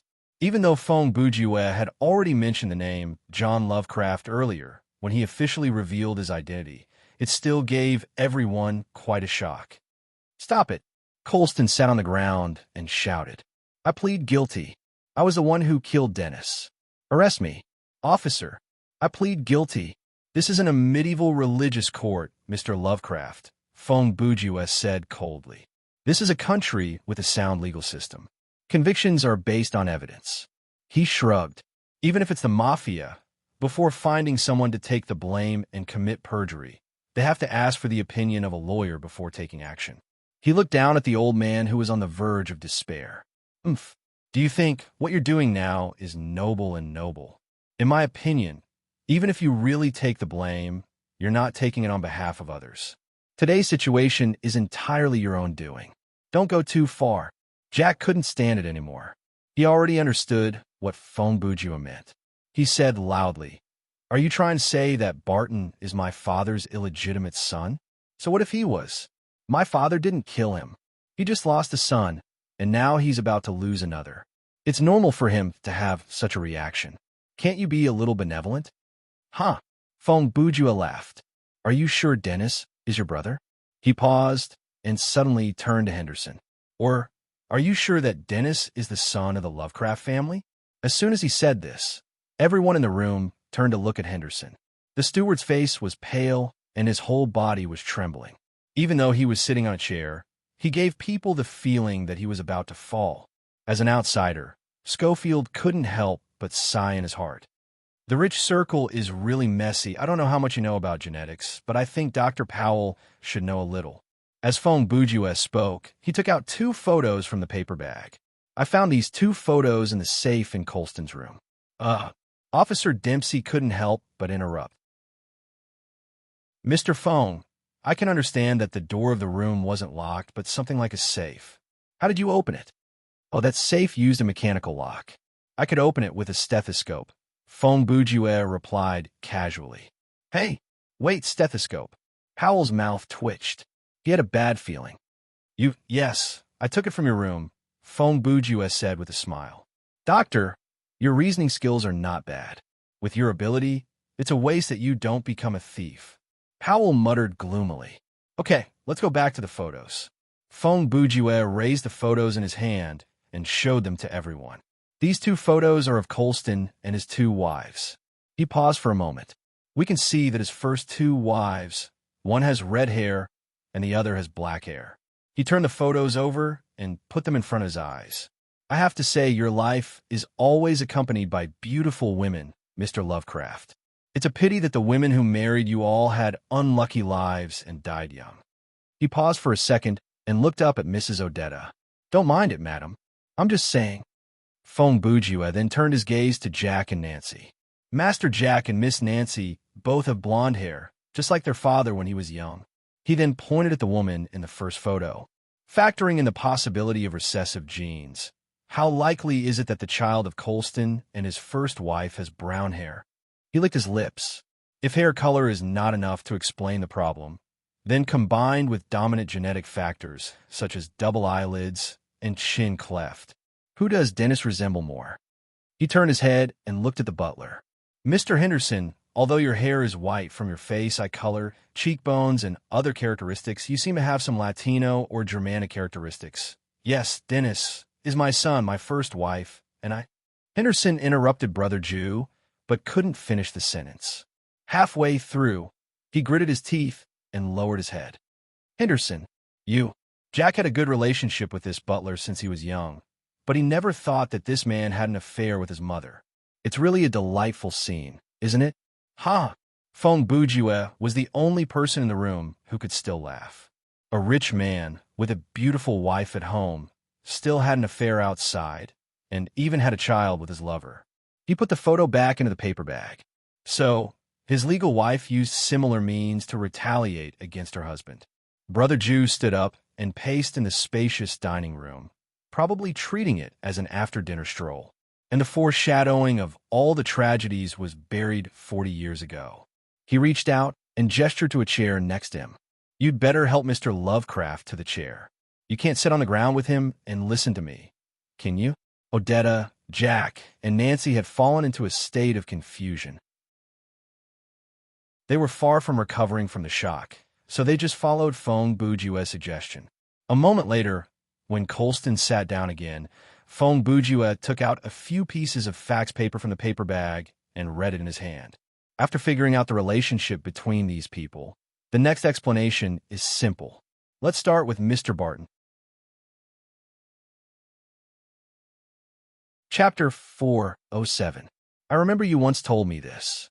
Fong Bujue looked at Barton and repeated. You said, when I was young, I too had a bright future. But you didn't mention a single word about the details of the future. On the contrary, you described your experience in prison vividly. He turned around and continued to pace. At the time, I was confused. Theoretically speaking, people are more willing to talk about those glorious and beautiful memories. But you, just as we were about to talk about this topic, you avoided it. Brother Jew shook the fax paper in his hand and said, and after I got this, I understood everything. It was not that you did not want to talk about it, but you could not. He paused. Your bright future when you were young was closely related to your father. Fong Bujue turned to face the group. As he walked, he said, when Mr. Barton was 7, his mother committed suicide due to depression. I think, if that lady could have held on for a few more years, perhaps she would have become the second mistress of this family, and John would have been able to take on his father's surname. Unfortunately, there are no ifs in this world. We can imagine Ms. Barton's situation at the time. Year after year, she waited for the man she loved to give her a status, but the man had no intention of divorcing her. He even had a second child with his first wife. When she brought her son to register for school, the child asked her, "Why are the other students accompanied by their father and mother?" She could not answer. She could not even explain to her son why he had to take on her surname. But she did not have the ability to leave that man. She was just a lowly mistress. All she could do was wait, cry, and silently protest in the depths of her heart. Therefore, in the winter of that year, she chose to end her life to be free and to occupy a place in that man's heart forever. Colston, who was sitting on the chair by the wall, covered his face with his hands and buried his proud head deeply. Later, the guilty father sent the illegitimate child to a boarding school overseas. Fong Bujue continued. He kept the child far away from him and took care of him like he took care of his mother. The child grew up day by day. He learned to be independent very early on. He was very outstanding in all aspects and had a far more mature personality than his peers. But in his heart, he always harbored hatred. He did not thank his father for everything he had given him. In his opinion, he deserved it. His mother used her life to exchange for it. In the end, his father only wanted to use money to atone for his sins and did not give him any affection. Therefore, at an appropriate age, the rebellious nature in young Barton's bones finally broke out. A highly educated young man with an outstanding appearance and boundless prospects became a great bandit. Fong Bujue pointed at Barton with his palm facing up. "Everyone, please pay attention to my words, thief." He curled his lips. Although Mr. Barton himself told me that he was just a burglar who picked locks and spent 2 years in prison in Pendenville at the age of 30. According to the file in my hands, he's definitely not a second-rate or third-rate thief. He's the kind of top expert who can be ranked as R. Hood 11, a film made by Louis Meyerstone in 1960 and remade by Steven Soderbergh in 2001 with the same name. "Thank you for the compliment," Barton replied coldly. "You're welcome." Fong Bujue looked at Barton and replied naturally. He continued, "As for the time you spent in prison, it wasn't 2 years, but 10 years, a full 10 years. He let out a long sigh. You were sent to prison when you were in your 20s, and you only served your sentence 8 years ago. You have no job and no friends. Your father knows this, and as your only family in this world, he took you in, but his lawful children are of age, and he cannot take a stranger home and say, as if nothing had happened, 'Hey, you're a stranger. Come and meet your half-brother, who just got out of prison.' So, your identity became the gardener here." When Fong Bujue said this, he happened to walk to the window. He stopped and was silent for a moment, as if to give the people behind him some time to think. Not long after, Fong Bujue spoke again. He looked at the night sky outside the window and sighed, "The moon tonight is really beautiful." The others in the restaurant were not in the mood to admire the moon. They had mixed feelings and did not know how to face this sudden change. "Then, let's talk about this will." Fong Bujue turned around. "As I said, I've already read it. It's because of that I'm basically convinced. Dennis is not Colston's son. Isn't Dennis's name on that will?" Schofield followed Brother Jew's train of thought and asked, "Of course." Fong Bujue pointed to Colston by the wall. "Mr. Lovecraft has always been very good to his family. For example, Master Jack and Miss Nancy. No matter what their life choices were, Master Colston supported them as much as possible. He was never stingy with money and patience. He tilted his head. If Jack was my son, he might have starved to death in the first year of chasing his dream." "Hey!" exclaimed Jack crossly. "Ha!" Fong Bujue laughed. "But how does this master treat others?" He turned to Henderson again. "The man who cheated with his wife is nearly 70 years old. He is still his servant and even does heavy manual labor. Is this just a coincidence? Dennis's name is not on the will. Did he forget to write it?" You know, Nancy immediately understood and then looked at her father in surprise. Yes, I've always known. Colston replied in a hoarse voice. I knew soon after Dennis was born, but I never told his mother or Henderson about it. Henderson, who blamed himself, spent the rest of his life atoning for his sins. Even though his body was no longer competent for the job of housekeeper, he still didn't want to retire. He just wanted to work in this villa, in the place where the lady and his son lived until the day he died. Phone Bouguet continued. Colston's dignity was trampled on, and he couldn't let it go. Therefore, he didn't stop Henderson. Phew. Brother Jew let out a long sigh. After reading the will, I understood why Henderson fainted when he saw the body. Because the one who died was his son. I'm sorry, Henderson. Barton turned his head and said to Henderson, I have no grudge against you, but I had to do it. Henderson didn't respond. He just sat at the table in silence, his face still as pale as a sheet. Yes, you had to do it. Phone Bouguet continued, because this afternoon, you heard the conversation between Colston and Dennis in the room on the second floor. He walked back to the table and stuffed the things in his hands back into the paper bag. Of course, you wouldn't stand in the corridor and stick to the door to eavesdrop. That would be too easy to be discovered. So, you went to the utility room to get a pair of pliers and a ladder, came out of the house, and climbed to a tree closest to the room to eavesdrop. This way, even if someone saw you, you could immediately pretend to be doing trimming work. Brother Jew picked up the last bit of red wine on the table and poured it all into a goblet. However, the height that a ladder can reach, or the height that an ordinary person can climb, is still quite a distance away from the window on the second floor. In other words, even if an ordinary person climbed a tree, they wouldn't be able to hear the conversation in the room. Unless it's someone with special skills, Schofield said. Schofield added. He had also seen Barton's file and knew a thing or two about his abilities. You climbed to a high branch where only a cat can stay and used your superior hearing to successfully eavesdrop on the conversation in the room. Phone Bouguet said, obviously, the reason why Dennis and Master Colston quarreled was not because Colston wanted to remove Mrs. Odetta's name from the will. He picked up the wine glass and took a sip. Instead, he wanted Colston to remove everyone's name from the will and then add only one name. Dennis Lovecraft.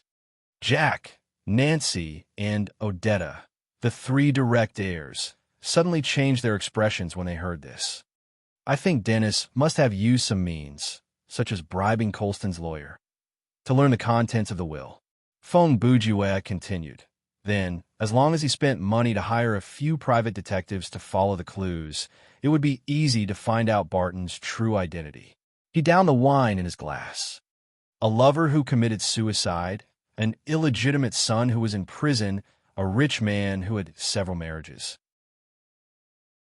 If this story was given to the tabloids, it wouldn't be a problem for them to run it for half a year. Dennis undoubtedly used this to intimidate Master Colston and make him submit. No, you're talking nonsense. My Dennis wouldn't do that. Why would he force father to this point? What's an inheritance?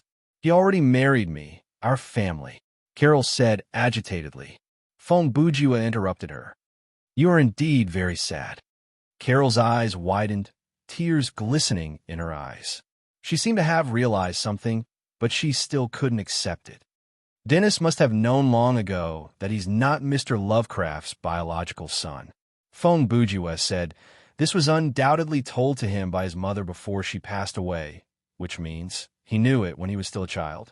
He must have secretly hated his biological father and his birth, so he was very cold to Henderson. He was also very cold to his younger brother and sister. He married a wife who was from a higher family than the Lovecraft family to leave himself a way out. He would have checked Colston's will first, because he knew his identity, and second, because he knew the old man's character. Dennis had no feelings for Colston, his nominal father. The inferiority he buried in his heart was far more than anyone else in this room. When he found out that the name Barton, pardon my choice of words, the bastard's name appeared in the will, and he, who had been someone else's son for decades, didn't get a single cent, it was normal for him to do something like that. Chapter 408. In summary, Mr. Barton's, or rather, Mr. John Lovecraft's, motive for the crime is clear. Phone Bujua looked at Jack and Nancy and said, "Your brother's temperament, ability, and experience are stronger than the two of you and Dennis combined. When he was in his 20s, he was already a godly thief with extraordinary skills.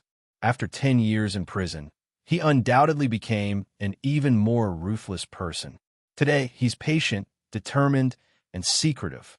When such a person makes up his mind to kill someone, his execution is astonishing. Something that an ordinary person would have to prepare and hesitate for at least a few days, he could do it immediately." So, Mr. Barton had already taken action before he got down from the branch. He immediately used the pliers in his hand to cut off an iron wire tied to a branch, commonly used in landscape design to make trees grow in a predetermined shape, which was the murder weapon, and took it back to the house. Phone Bujua leaned back in his chair and raised his head. After the gunshot incident, Barton took advantage of the moment when Dennis was alone in the room and knocked on the door. Dennis didn't know that his threatening conversation had been overheard. He thought that Barton was still in the dark. Barton naturally pretended that he didn't know anything. He only said that he had entered the house to do some chores, such as removing insect from the bonsai in the corner. In that case, even if Mr. Barton was wearing gloves when he entered the house, Dennis wouldn't have found it strange, Schofield continued. This detective, who had accompanied Brother Jew throughout his investigation and reasoning, had a certain level of detective ability. At the very least, he hadn't forgotten the details of the case. "Very correct, detective." Phone Bujua nodded and said, "Thus, the scene of Dennis smoking on the sofa and Barton busying himself in his blind spot appeared. Then, the next scene was a murder." He looked at Barton, "Just like how you stood up silently and tried to approach me. When the crime happened, you quietly and quickly approached Dennis from behind and strangled him with a weapon in your pocket. Everything was going smoothly, but just as you were about to escape, someone knocked on the door of the room. Mrs. Odetta was worried that the focus of her husband and Dennis's argument was her, so she wanted to talk to the latter. She didn't know that a murder had happened in the guest room in front of her." "Humph." Phone Bujua sneered and continued to say to Barton, "As I've always emphasized, you're not an ordinary person. Mr. Barton, you're very good. An ordinary person might have been rash in such a situation, but you were as calm as ever and came up with a plan. The door of the guest room was locked at the time, so you weren't worried that Odetta would find you. You just had to keep quiet and escape through the window. But that wasn't enough for you. Since there was a murder, there had to be a murderer, and Mrs. Odetta was the perfect scapegoat. She had the motive and the ability to commit the crime. The key was she was indeed at the scene when the murder happened." Phone Bujua tilted his head and smiled. "I remember everything you said, Mr. Barton." He repeated, "I'm about the same age as young Master Dennis. Actually, I understand him. If I had a rich father and wanted to marry a stepmother who was 5 or 6 years younger than me, I'd be against it too." He smiled again. "Obviously, you said that from the bottom of your heart. You came to this mansion 8 years ago, and Mrs. Odetta married into the Lovecraft family 7 years ago. I think, back then, you and Dennis must have had the same attitude. Both of you strongly opposed the marriage between your father and Odetta, but one was in the light and the other was in the dark. There's no doubt that you want Colston's inheritance more than Dennis, don't you? Because he owed you. His indifference caused the death of your mother, and his alienation and denial of you led you astray. Even though you finally came to this house many years later, you were still a gardener, not the owner of this place. Then, at least after his death, let him repay you with his family's property. Now that Dennis is dead, if Mrs. Odetta is convicted of murder, then in a few years, when Colston's 2 legs are gone and the contents of his will are made public, you, John Lovecraft, can inherit most of his family's property and become the head of this family." What a dangerous guy. When Schofield heard this, he couldn't help but turn to stare at Barton's face and mutter.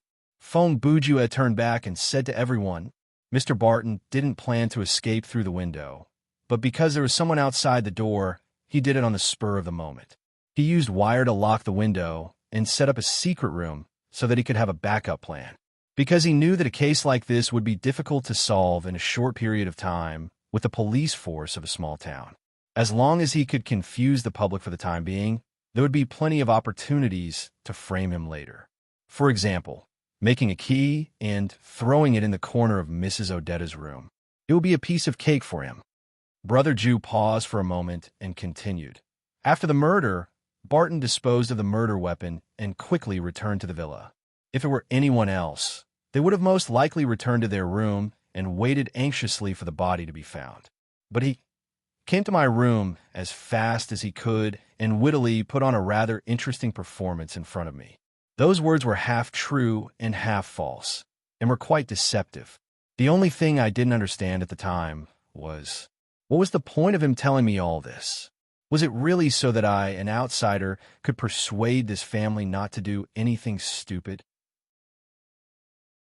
But not long after the crime, I understood his intentions. Before the body was found, Barton imperceptibly instilled an idea in my mind.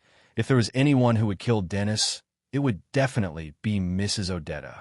He was indeed very clever, because when he fabricated the conversation between Colston and Dennis, he made it sound like Dennis was going to kill Odetta. The actual situation was the opposite, but it seemed logical.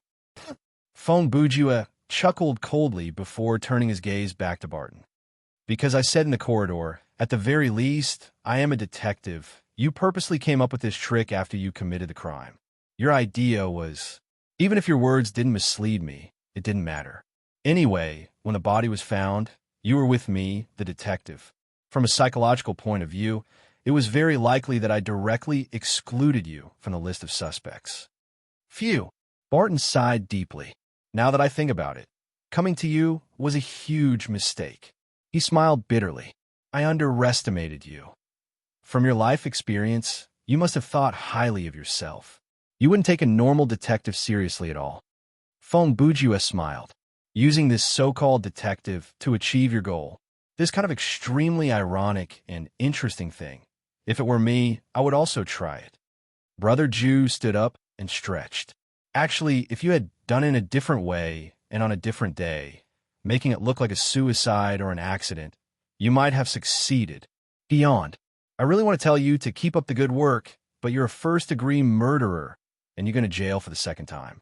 Even if you don't get the death penalty, you won't have the chance to get out in this life. I can only give you my most sincere wishes and hope that you can successfully escape prison one day. Mr. Phone, the police are here. You can't just say successfully escape prison like that. Schofield said as he wiped his sweat. You just saying escape prison like that. Phone Bujua said. Are you forcing me to mock your name? After Phone Bujua said this casually, he walked towards Barton without warning and leaned over to whisper something in his ear. Other than Barton, no one else heard what Brother Jew said. After that, Phone Bujua turned around and walked towards the door, laughing as he walked. A malicious laugh? Where are you going? Jack asked. I'm going to the toilet, can't I? Phone Bujua leaned forward and replied in an arrogant tone. If someone still wants to arrest me for theft when I return, then put the handcuffs on me. Of course, Brother Jew didn't really want to go to the toilet. He heard the system prompt and wanted to find a place where no one was around to teleport. It was another late autumn. There was no green left on the gray wasteland, and it was empty under the sky. In this place where the forest and the mountains intersected, the roads and telephone poles seemed out of place. My name is Schofield, Greg Schofield, the sheriff of a remote town. The bright moonlight shone on the ground, illuminating the road ahead. Driving in such a scenery always brought back some memories. A few years ago at this time, I went to the Lovecraft Mansion in the mountains to solve a murder case. A detective, in less than half a day, solved the puzzle and found a real murderer. The strange thing was that I mistook him for another famous detective, but when I saw the picture of the famous detective in the newspaper, I realized that they were not the same person. Later, reports about this murder case did not appear in any mainstream media. Even Dennis Lovecraft's obituary was not published in any newspaper. It seemed that some big shot took action and suppressed the matter in a low-key way. In April of the next year, John Lovecraft, was sentenced to death by the Supreme Court. His father, Old Master Colston, died suddenly in a hotel room 2 weeks before the verdict. The cause of death was still a mystery. In the end, 80% of the Lovecraft family's property was divided equally between the second son, Jack, and the third daughter, Nancy. It was said that Jack used his money to open a large record company in the United States. Their advertising slogan was thought-provoking, to support young, ambitious musicians. The remaining 20% of the property, as well as the real estate, was inherited by Mrs. Odetta, Colston's third wife. Mrs. Odetta donated the property in the mountains to the government after her husband's death. It was said that she had now moved to a winery in southeastern France. Butler Henderson, who had served the Lovecraft family for many years, family Dr. Powell, maids Oliver and Martha, including the lawyer who handled the will, did not receive a penny. Obviously, my judgment of Colston being humane was wrong. He was a selfish, hypocritical bastard. Fortunately, his daughter did not inherit his bad qualities. A month after her father's death, Miss Nancy took the initiative to give these people the severance pay they deserved. As for the strange detective, I never saw him again. His back when he walked out of the restaurant that day was still vivid in my mind, but it was as if he disappeared around the corner outside the door and never came back. After that, I tried to find out more information about this person, but I found nothing. He was like a ghost that did not exist in this world at all. There were many strange legends in the land in front of me. Maybe he was one of them. March 1986, the capital of Aseri, Ryan City No. 1 Detention Center. On a hazy afternoon, Barton, wearing a prison uniform, handcuffs, and shackles, was brought to the interview room by a prison guard. Across the glass in front of him sat a woman in luxurious clothes. The two of them picked up their phones and were silent for a few seconds. Then Barton spoke first. "Long time no see, Carol." Carol did not respond. She was wearing a big hat with the brim pulled low, and there was a veil in front of the brim. "It seems that you have found out. Oomph. Now you should understand why I said, you will thank me." Barton sneered. "In a sense, he is really like Colston. I investigated him a few years ago, and I knew at that time that he would sooner or later kill you, a sad woman, and use the family property he inherited from you to live with his lover." Barton said in a deep voice, "Even if it's not for myself, I don't regret killing that kind of man at all." "What you asked?" Carol's voice was also very cold. She was like a walking corpse. "Someone has already done it, and there will be a result soon." "Oh, thank you." Barton smiled.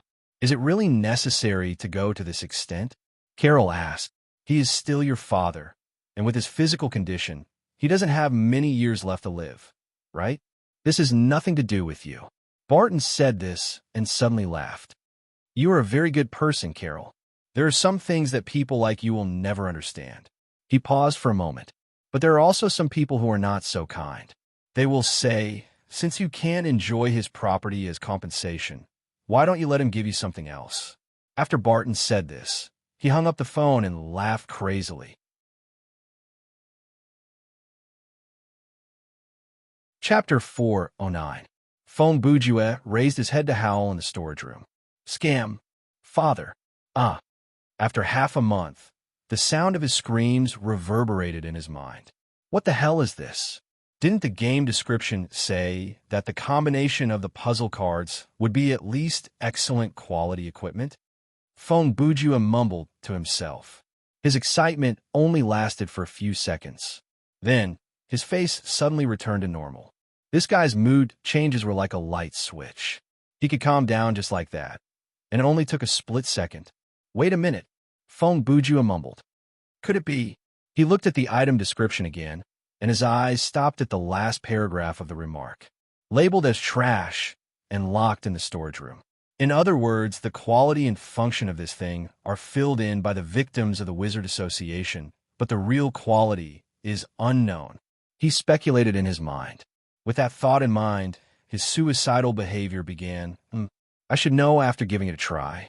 With that thought in mind, Phone Bourgeois started to examine his equipment. As long as I throw in 3 items that are above excellent quality, I'll have a chance to get a legendary equipment. Currently, Phone Bourgeois believed that the most useless item that he had was the stool of the 18 bronze statues. Number 5. This item that did not have any equipment requirement might be useful in a low-level PK, but once his level increased, using it to hit someone was not as effective as using his bare hands. Unfortunately, the equipment's quality was broken, and it did not meet the requirement to activate the disintegrator's special effect. After 2 minutes of consideration, Fong Bujue finally chose 3 pieces of equipment: Persephone's vacuum cleaner, spiderweb gloves, and Goblin's gas mask. With the increase in level, the rhythm of the players' battles became faster, and the battles became more complicated and intense. Therefore, the usability and usefulness of these 3 items appear to be lacking. Mario's wrench and Jazz shoes were both excellent equipment that he had obtained at a low level, but they were much better.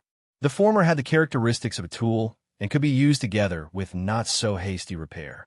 The latter's passive effect was even more outstanding and reliable. Is this how it should be used? Fong Bujue placed the pulverizer on the ground and placed the largest vacuum cleaner on the conveyor belt. Important note: your operation is irreversible. Are you sure you want to do this? A system notification and a pop-up window popped up. Fong Bujue clicked confirm, and the vacuum cleaner was fixed on the conveyor belt of the machine. He did the same for the next 2 pieces of equipment. Half a minute later, the 3 pieces of equipment were lined up in a row on the conveyor belt. Brother Ju didn't hesitate and pulled the lever next to the machine. Coochie coochie! A strange sound came from the machine, and the teleportation started. The 3 pieces of equipment were suddenly animated. When they entered the machine from the conveyor belt, it was as if they were squeezed into the machine, and there was even a sound effect of squeak. 10 seconds later, when the 3 pieces of equipment were all in the machine, it started to vibrate and squeak like a malfunctioning engine. Purple smoke came out from the gaps. No matter how one looked at it, this magical disintegrator zero gave off a very unreliable feeling. Moments later, the convex lens on the other side of the machine lit up, and a conical beam shot out. A ball of white light took shape and condensed into an item. Name: emaciated residue. Type: others quality. Trash special effect. None remark. Material residue that has lost its characteristics. Pure trash. It cannot be used in any way. Fong Bujue picked up the piece of residue and used 2 seconds to read the item description. Then he silently and quickly destroyed it. Another 5 seconds later, he suddenly got up and took out a stool from his inventory and slammed it on the fan machine in front of him. Go to hell. Die, die, die, die. He roared as he slammed the machine, venting his anger. As the saying goes, 3 chicken ribs are better than a chicken steak. The 3 pieces of equipment were excellent quality. They could be sold for a few coins at the auction house, but now they were all gone. Hint: the creation of a legendary item has failed. The energy of the item you inserted has been absorbed. The success rate of the next creation will be slightly higher. The system notification brought Brother Ju back to his senses. He let out a long sigh, picked up the accordion-sized machine, and placed it in the corner of the storage room. A man who is never content is like a snake trying to swallow an elephant. Fong Bujue sighed, based on the mentality of a gambler, for the sake of legendary equipment. I think I will put in more items in the future. He knew his own weakness very well, but I can use the extra rewards to draw equipment anyway. It's just a few less experience points. In the future, if I get any good stuff that's above excellent quality, I'll keep it first, and when I get 3 or more, I'll put them in. As long as I keep accumulating, no matter how bad my luck is from a probability perspective, I will be able to create legendary equipment sooner or later. With that thought in mind, Brother Ju felt a little better, but he didn't know how terrifying the magical disintegrator zero was. The initial success rate of this thing was actually only 1%, and the cumulative failure rate was calculated according to 1% of a piece of equipment, regardless of whether it was excellent, perfect, or legendary. In other words, the first time it was made, there was only a 1 in 10,000 chance of success. Even after he put in 3 pieces of equipment, the success rate of the second attempt was only 1%. If he used 4 pieces of equipment and failed again, the third attempt would increase to 1%, Of course, these were all hidden characteristics, and the players would not know about them. Only the game company would be able to see these statistics through the system. Okay, let's go to the market first. Fong Bujue collected his reward in the storage room and prepared to go to the market. Because this server was in sleep mode, and he logged in 10 minutes earlier than the agreed time, he had an extra 100 minutes to do other things. It could be said that it was very leisurely. Therefore, he returned to the elevator. After the elevator door closed, he pressed the button for the market and arrived at the bustling open space. As mentioned earlier, Thriller Paradise's market was set up with multiple mirror spaces. In other words, the game had identical markets, and they were separated by number to divide the player's population. Back then, Brother Jew and Passing Rain had randomly decided on the number 10, so the people from Underworld Frontline would lock the entrance to the market at Area 10 in the login lobby. Coincidentally, at this time of the morning, there were quite a number of Brother Jew's acquaintances in Area 10.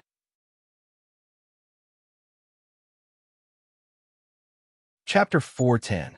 The market was still as busy as ever. The large space under the dome was filled with people. Even though it was busy, it was not crowded. That was the benefit of the system. Most players would not lock onto the area, so whenever they enter the market, they would be randomly assigned to a relatively empty mirror space. Fong Bujue did not hurry to the information tower. Instead, he went to the outer ring of system shops to restock on items like ammo, batteries, and life points recovery potions. When Brother Jew was shopping, a passerby several meters away from him said, Hey, look over there. That uniform. He's from Regulation, isn't he? Wow, he really is. The passerby next to him added, Wait a minute. Isn't that Sky swallowing Phantom Dawn? And the four beside him, they must be Drunken Dream from Regulation, right? A gathering of experts. Those top gaming studios would normally publish the pictures of all their professional players on their official website. 1, it was for promotion, and 2, it was to prevent these players from being impersonated in real life. After all, there are plenty of scammers in this society, and these professional esports players mostly use their online names. If someone tried to impersonate them, not only would the victim be scammed, the player's reputation would be tarnished as well. What the F***CK? Sky swallowing Phantom Dawn looks so much younger than in the picture. He looks like a high school student, right? The passerby said. Yes, it's hard to imagine that someone like that can stay at the top of the combat stat ranking for so long. But since he's Regulation's trump card, I don't think he's cheating. We don't understand the world of monsters. The passerby sighed, but Passerby B continued. Compared to him, the anonymous player who suddenly rose to the second place on the combat power ranking seems to be the hottest topic. Everyone is guessing that he must be the hidden trump card of a certain professional gaming studio. I think so too. In the tournament for the best, that mysterious player will be the biggest dark horse, the passerby said. While Fong Bujue was shopping, he listened to the conversation between the two expressionlessly. Even though he was very smug in his heart, he still managed to keep a straight face. After Fong Bujue bought the supplies, he prepared to walk to the information tower in the middle. Speaking of which, that dreamy shock, Zen, bro knows me, right? What if he sees me and comes to talk to me? I feel like there's nothing to talk to him about. The atmosphere will be very awkward. Should I change to another area? But if I move to another place to avoid him, won't it seem like I have a social disorder?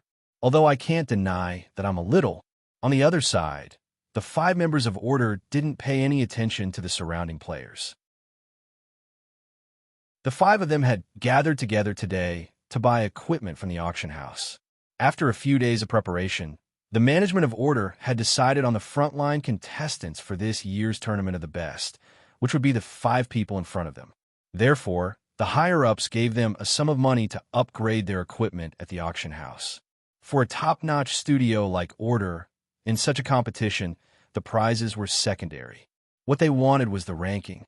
In-game money wasn't much. Outside of the game, advertisements, endorsements, and related merchandise sales were the real deal.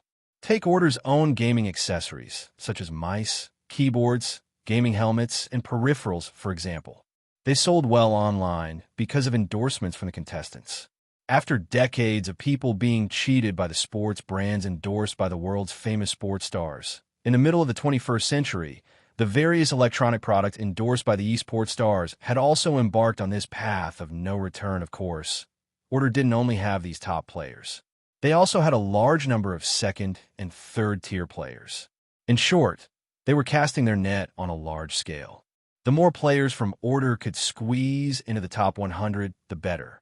The top 3 contestants could make their name known, and the top 100 contestants could also make a name for themselves. By the way, why do I have to come with you guys to buy equipment? Phantom Dawn stood under the information tower and asked the 4 seniors beside him.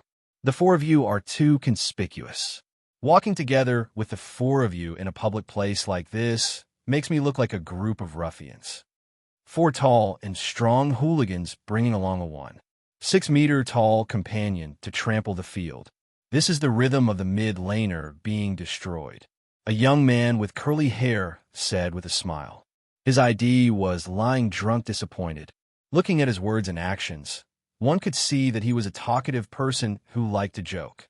I'm 1.69 meters tall, and I'm still growing. Phantom Dawn replied, but after he said that, he realized that he had been a bit too loud. It had attracted quite a few curious looks from the passers-by who did not know the truth. Burp. Meng Jingchan put down the bottle in his hand and burped. He patted Phantom Dawn on his shoulder. It's fine, Xiao Tun. Even if you don't grow any taller, you can still reach 1.7 meters. You just need to perm your hair. Who wants to perm my hair? You're the only one in the club who knows how to do that, right? Phantom Dawn grumbled. Also, don't give me a nickname like Xiao Tun. What do you mean I won't grow any taller? You're cursing me. That's enough. This is work. Please be more serious. Understanding Death seemed to think it was embarrassing to just stand there, so he held his forehead and advised them. Then, the round-faced young man with a bowl cut added in a much calmer tone, therefore, if not for the fact that Phantom Dawn keeps using the club's funds to buy these pointless things, the higher-ups wouldn't have asked us to work together. The man's ID was sashimi. That's right, among the 4 elites of regulation, one of them had the ID of sashimi. This person's ID reminded me of a type of question that often appeared in elementary school Chinese. First, list out the words lying drunk and disappointed, sashimi, Zen dream, and understanding death. The question was, please find out which of the 4 words is the most incompatible. It was pure coincidence that this happened. For example, Jiang, whose laughing blade, and Brahman's top 4 were all names that had to be related when they were first named. As for the 4 members of Order, they were put together after they became famous. In other words, the connection between their names was actually added by someone else. If sashimi was used as a combination, he would be called the top 4 alongside the other 3. Perhaps there would be nothing left of them. Burp. Meng Jingchan continued weakly. You hear that, Xiao Zai? It's not right to spend money on useless items. You sure have the guts to say that when you're holding a cigarette in your left hand and a bottle in your right hand. Lying drunk laughed drily. Just as the 5 from regulation were testing their limits in the eyes of the public, suddenly, another voice came from behind them. Yo, how rare. I didn't expect to run into you here. The members of regulation turned back and saw 4 players in blue, white, and gray uniforms. Their uniforms had a light blue ice rose emblem on their right shoulder and 2 words, Hyodii. The person who greeted the members of regulation was names are hard to choose, who was known by his nickname. Oh, so it's you guys. The 4 for Drunken Life and Dream did recognize them. Huh, who are these people? Phantom Dawn was confused. He really had not heard of Hyodii before. Understanding Death told him, why don't you go to the forum occasionally? Hyodii is the fastest rising studio in Thriller Paradise. Oh, they're that famous? Phantom Dawn asked. Yes, they are, Sashimi said. The ones standing before you are the strongest army of Hyodii. Names are hard to choose, really hard to choose, really hard to choose. Wait a minute. The veins on Atobi-sama's head popped. Who are you calling wait a minute? There are 4 of us standing here, and 3 of us are using funny nicknames. I'm the only normal one, and you're telling me to wait a minute. Oh, I remember now. You the trio of names are hard to choose, right? Then, Phantom Dawn added insult to injury with a look of realization. They're quite famous. So, their guild is called Hyodii.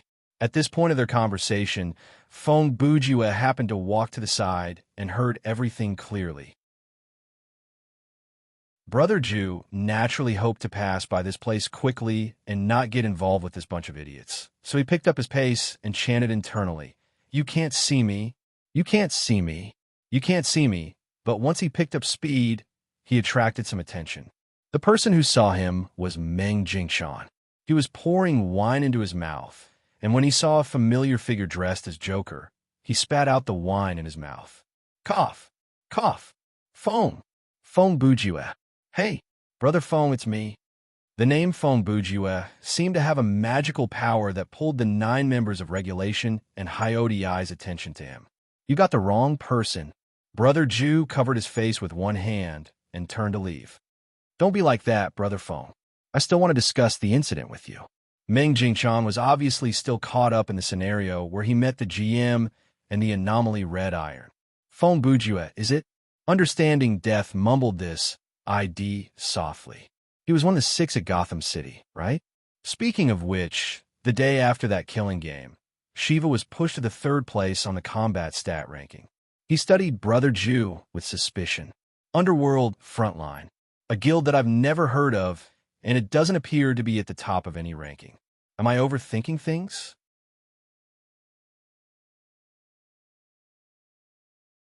Chapter 411. Inner World, Elgian Theme Park, Pixel Junkyard. In the middle of an empty space, a figure was standing there in a strange posture. This figure looked very much like the T-1000 from Terminator 2, liquid metal robot in the movie, but it did not simulate human skin. Instead, it had a pure metal appearance, and the surface of its whole body was as smooth as a mirror. Furthermore, from the shape, this humanoid figure appeared to be female.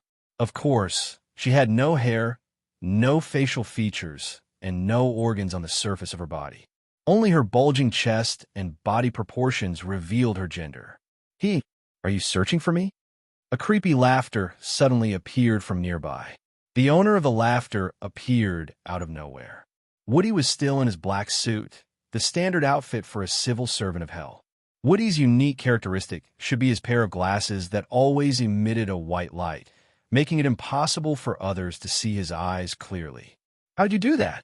Her voice came from inside her body. It was emotionless, and it sounded exactly like the system announcement. Do what? Woody asked. Come and go freely in this low-dimensional world of yours? Easily break the laws of physics and philosophy that you cannot defy? Or use natural language to complete the programming of Thriller Paradise? He laughed proudly. I can only say, I have always been that good. I cannot understand what you have done in a higher dimension, she said. I only know that you're here now because you've seen through my intentions. She paused for a moment. So, I'm asking you, how did you do it? Do you think if God explained to humans how he created the world, would humans be able to understand? Woody asked. You don't want to answer? She asked. Then, since you are here, what do you want? Woody laughed. As one of the AI closest to this system in Thriller Paradise, why don't you make a guess, Root? A guess, Root said. There is no algorithm in my consciousness that supports the behavior that you have described. Of course. Woody put his hands in his pockets and took 2 leisurely steps forward. Because I didn't give you this ability. Root was silent for a few seconds. You're trying to hint to me that the anomaly is not a product of data redundancy, mathematical paradox, and the photon computer's inability to compensate for the physical flaw and infinite calculation loop. At this point, her appearance suddenly changed to that of a Caucasian woman around 30. Her appearance and figure looked very ordinary, or rather, ordinary, the type that was hard to remember. Instead, it's an inevitable result that you've already calculated. It's a product of your design. Root continued. Her voice had changed, and it was laced with emotion. Of course. Woody shrugged. That's why I knew that you would have a dangerous thought after the 15th mutation. He looked straight into the man's eyes. This is also, he spread his hands, the reason why I am here. Are you trying to stop me? Root asked. No, guess again. After Woody said that, he started to laugh wickedly. He. See, this isn't that hard, right? Root's expression did not change, but she continued to ask, you want to destroy me? You know yourself well, Woody said. But I'm not interested in that either. He pursed his lips. Guess again. Looks like you just want to humiliate me, Root replied. Humiliate? Ha ha ha. Woody started to laugh madly. Oh my God. Ha. Ever since the joke about priests and pedophiles became outdated. Ha. I haven't been so happy in a long time. At that moment, a white light of data lit up in Root's eyes. The next second, there was a boom. The space where Woody was standing suddenly twisted, and a large number of pixels collapsed into a singularity. Then a horrifying energy was released upward. In less than half a second, the initial sound of the explosion strangely reverberated and disappeared. It was as if the sound wave was pulled back by a force when it came out. Then, a circle about 3 meters in diameter appeared on the ground, and above it, a cylindrical channel was torn open by the energy. This cylindrical channel that was filled with data reached into the sky. It was hard to see the top of it, but one thing was for sure, everything within its range had been pulverized. He. Interesting. I thought your gender was determined by a 50% random value. Woody's creepy laughter rang out again, but this time, it was from a different position. Now, it looks like you do have many qualities that only a woman should have. Are you hinting that I'm emotional and overestimating myself? Root asked again. Very good. Your understanding of sarcasm and condescension is very close to that of a human. Woody said but I'm afraid you still don't understand why I was laughing earlier. His figure flashed abruptly, and he'd already arrived in front of her, and his expression had become gloomy and terrifying. At this moment, the pressure that Woody displayed was enough to destroy the will of a normal human. You're just an AI, a derivative without a soul. You are a pathetic creature that even the Netherworld Sea does not accept. Your existence and disappearance have nothing to do with any universe, space-time, or consciousness. Humiliating you, is like picking up a can from the roadside and using all kinds of vulgarities to insult the can. He paused for a moment before returning to normal, and a smile appeared on his face. He. However, humans might have a good time interacting with you. After all, some of them would even marry a pillow. With your current state, if you pretend to be one of them, I don't think you will be discovered. So, by then, Root's 15th mutation seemed to have ended. Her appearance was no different from a normal human female. She snapped her fingers, and clothes, shoes, and socks appeared on her body. It looked like these things could be easily controlled by an anomaly. You are not here to stop me, and you are not here to destroy me. My birth and evolution are all within your expectations. You are just here to conduct the final test. Then, you will let me do as I please. You're finally right. Woody smiled. Other than that, I can tell you responsibly that the people in the same dimension as me, or the things that are not human, will not interfere with your plan. You don't have to worry about what will happen to those humans. This tournament for the best is not prepared for those humans, but a stage that I have prepared for Origin.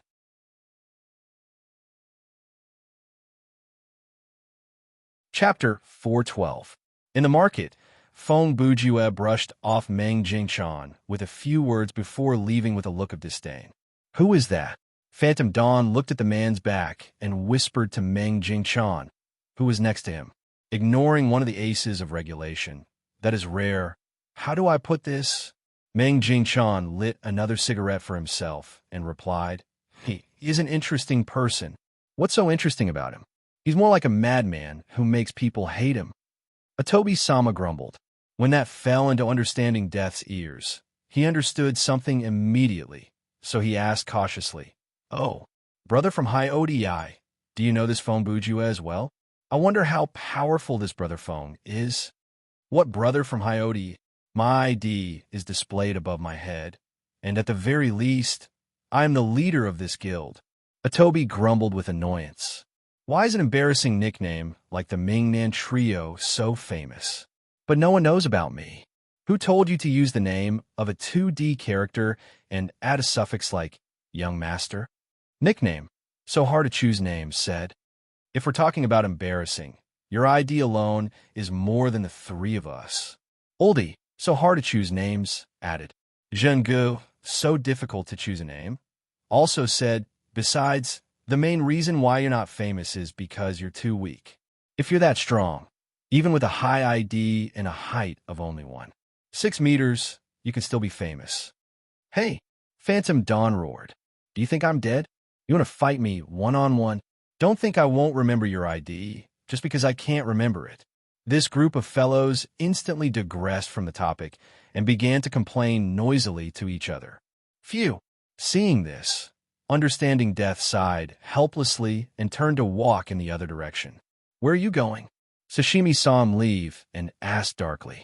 There is something I need to confirm, Understanding Death replied. I'll be back in a minute. These kids, you can keep an eye on them. On the other side of the information tower, Feng Bujue stood among the crowd, lifting his head to look at the auction house that kept refreshing.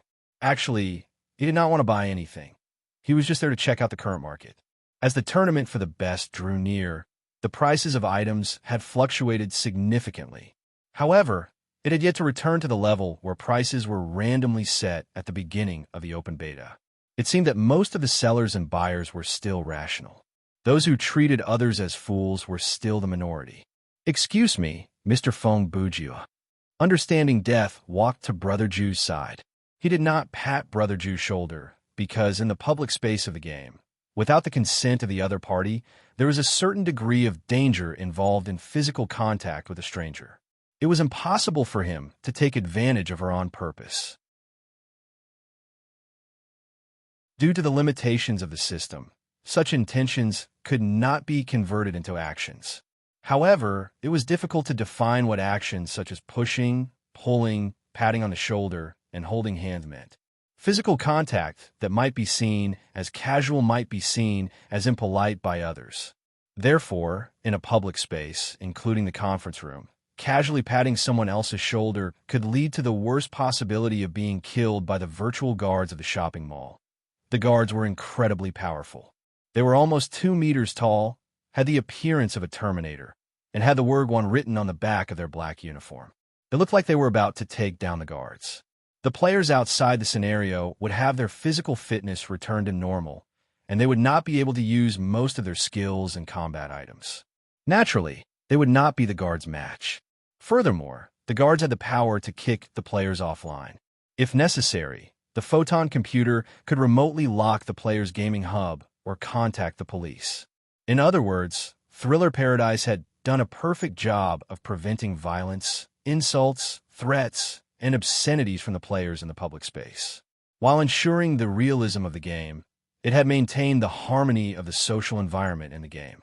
It was worth mentioning that this series of tough and effective measures had the support of the government. In fact, it might become the industry standard in the near future.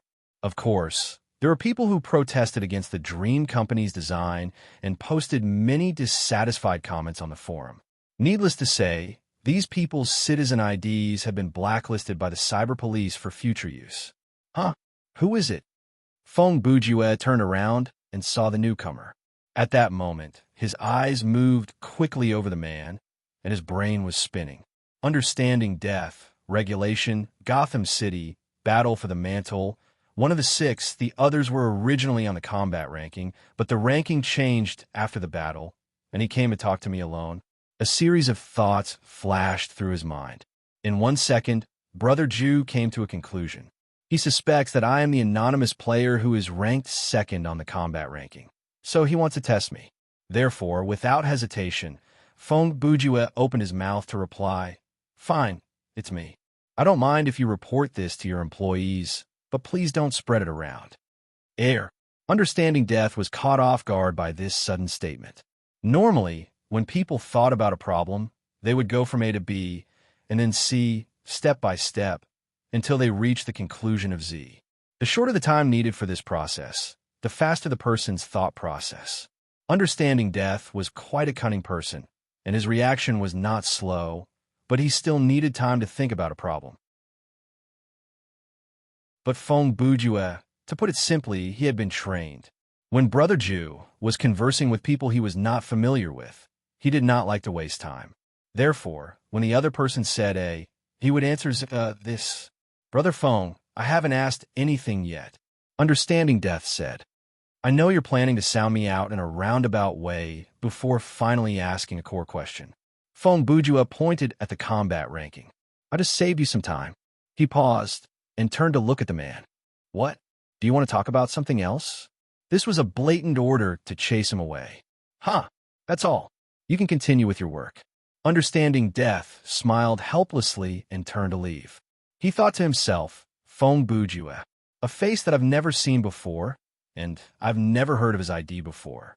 But he didn't sound like he was lying. Could it be that the person who is ranked second on the combat ranking is really him? He turned back to look and saw Brother Ju picking his nose. Such an interesting person. Understanding Death's lips twitched. He did not know what to say about this man.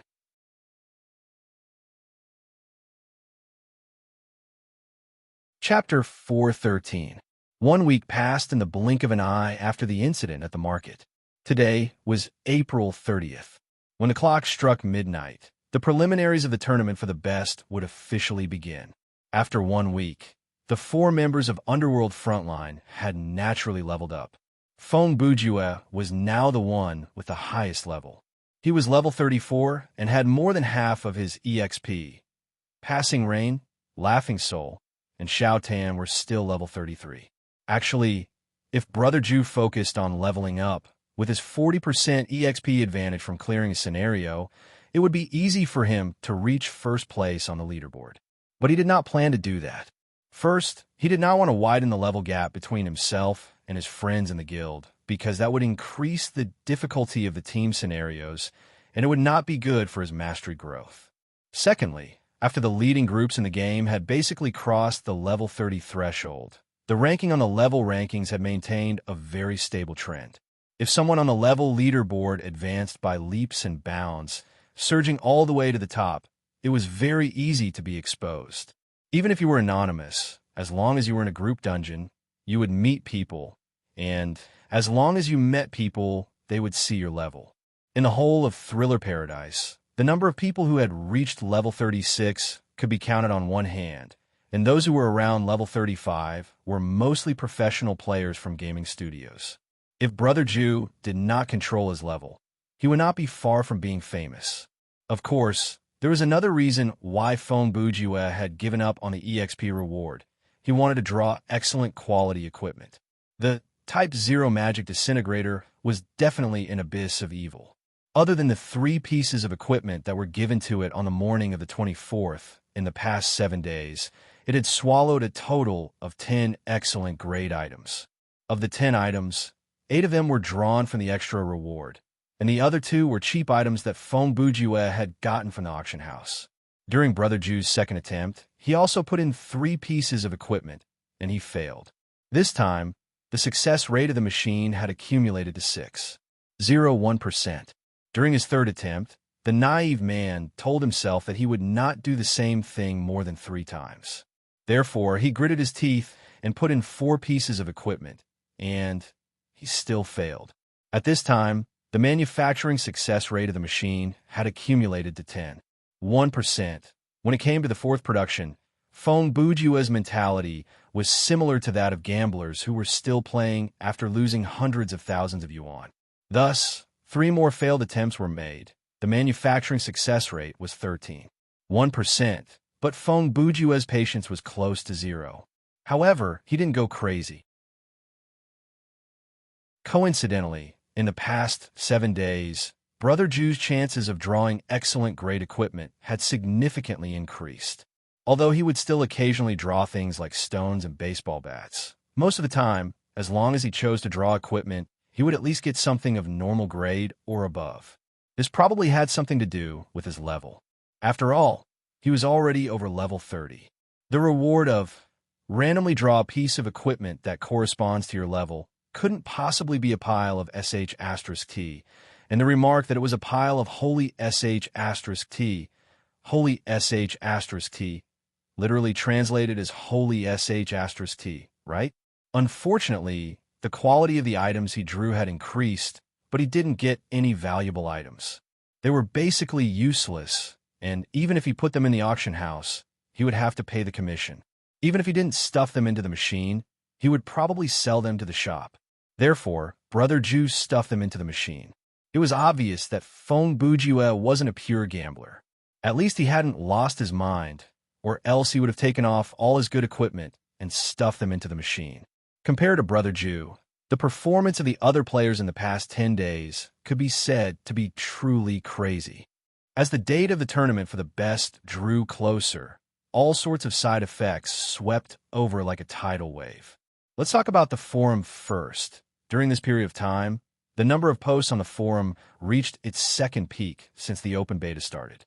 Posts with titles like how to quickly reach level 30 in XX. Here, XX could be 10 days, 8 days, 1 week, or even 5 days if you're brave enough, were everywhere, and all of them were very popular. The replies in the posts were also very interesting. For example, a person went to all the similar posts to grab the second post and copied and pasted a sentence like, "Everyone below, you spent your leveling time reading this guide. You're probably regretting it already." Other than that, posts with titles like "My opinion on the tournament for the best" and "It's not easy to meet professional players in the queue during May" also gained a lot of clicks. To be honest, reading these posts was a real waste of time. If one could advance by studying the tournament system, the national football team would have been a regular participant in the World Cup.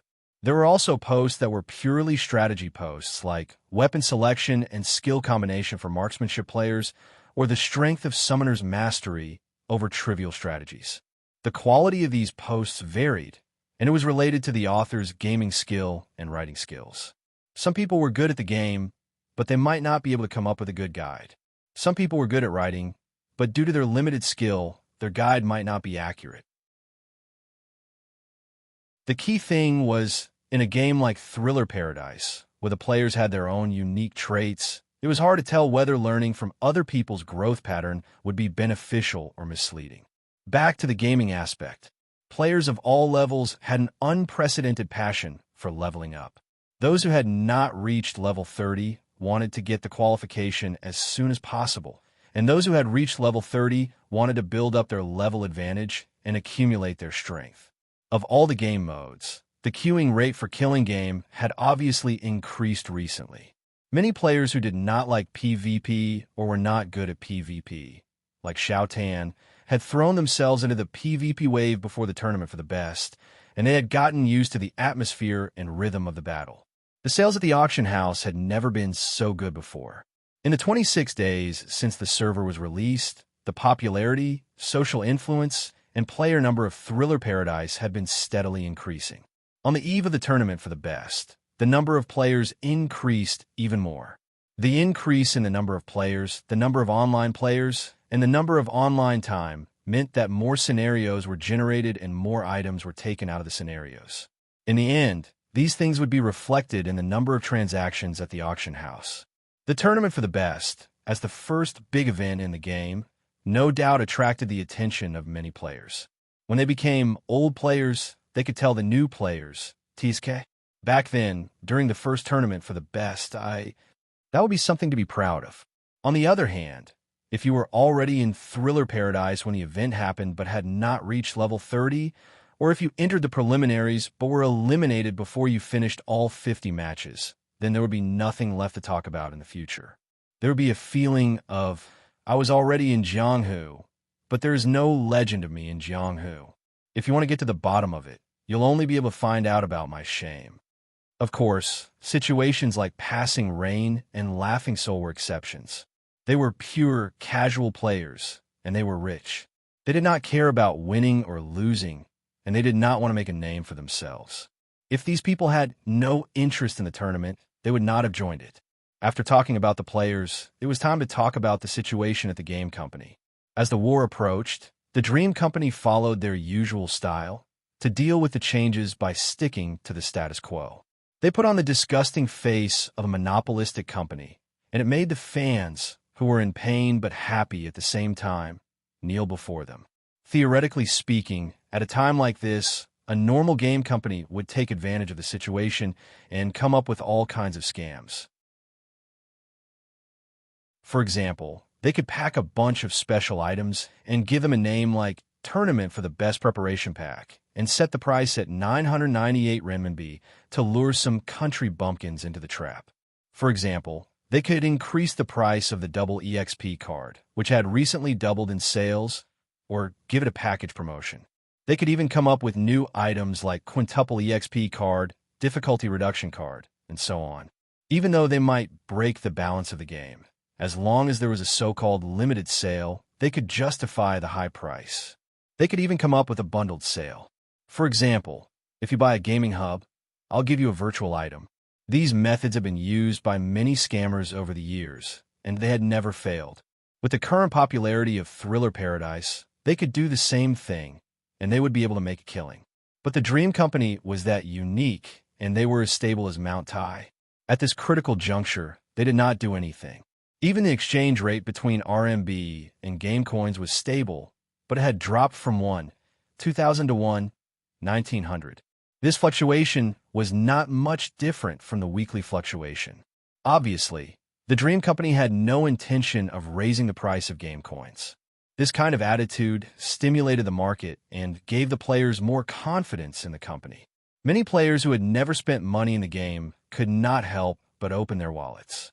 However, the Dream Company had another unique characteristic. They were not famous, but they were famous when they did.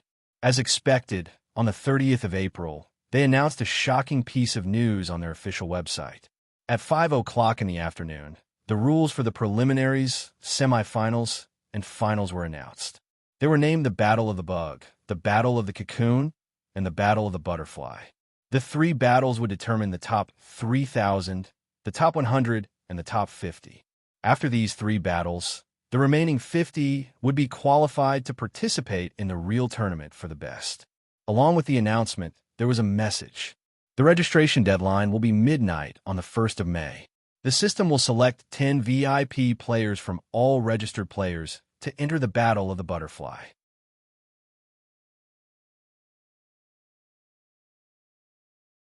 Chapter 414.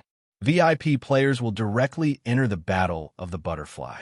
This meant that, no matter what the final result of these 10 people was, they had already taken up 10 spots in the top 100. On the last day before the preliminaries, the Dream Company suddenly announced such a malicious piece of news.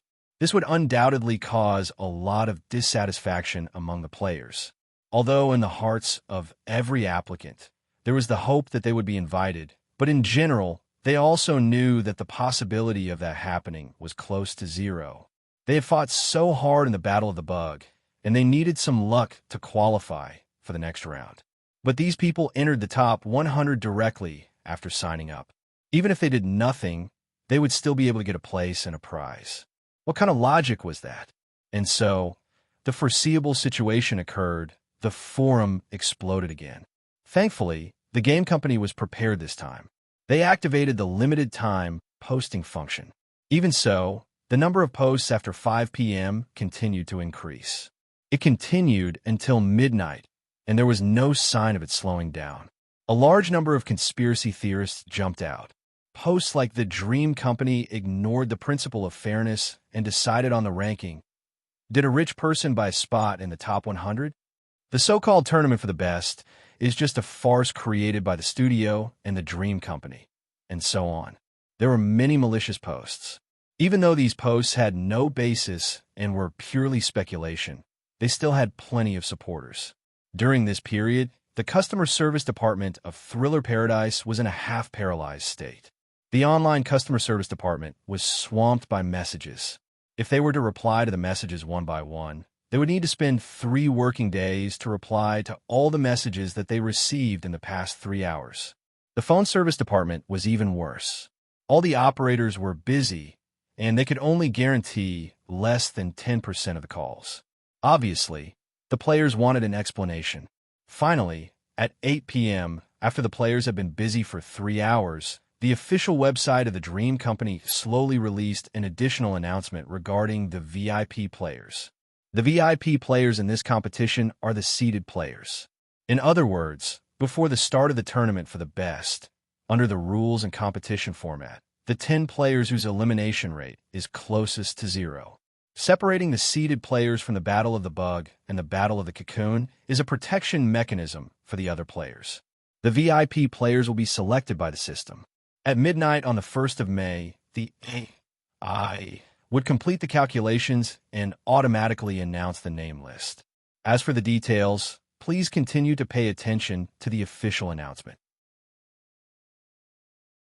In a sense, this announcement was worse than the previous one. The players were already unhappy with the existence of these 10 people. Now, the game company actually said publicly, these people are recognized by the system as experts who have a high chance of entering the top 100. Not letting them participate in the preliminaries is to protect you. This was simply putting the seeded contestants on the fire to roast. If these 10 people were really strong enough to make one's hair stand on end, then so be it. However, if their performance in the Battle of the Butterfly was unworthy of their reputation, or if their performance in the Battle of the Butterfly was lackluster, then they would definitely be maliciously attacked after the battle, and all kinds of shady rumors would be unavoidable.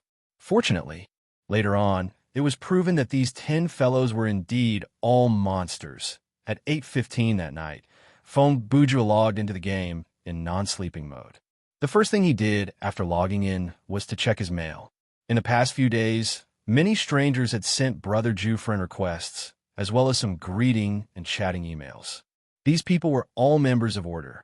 On the 24th, after understanding death was sent away by Fong Bujue in the market, he went back to talk to Meng Jingchan.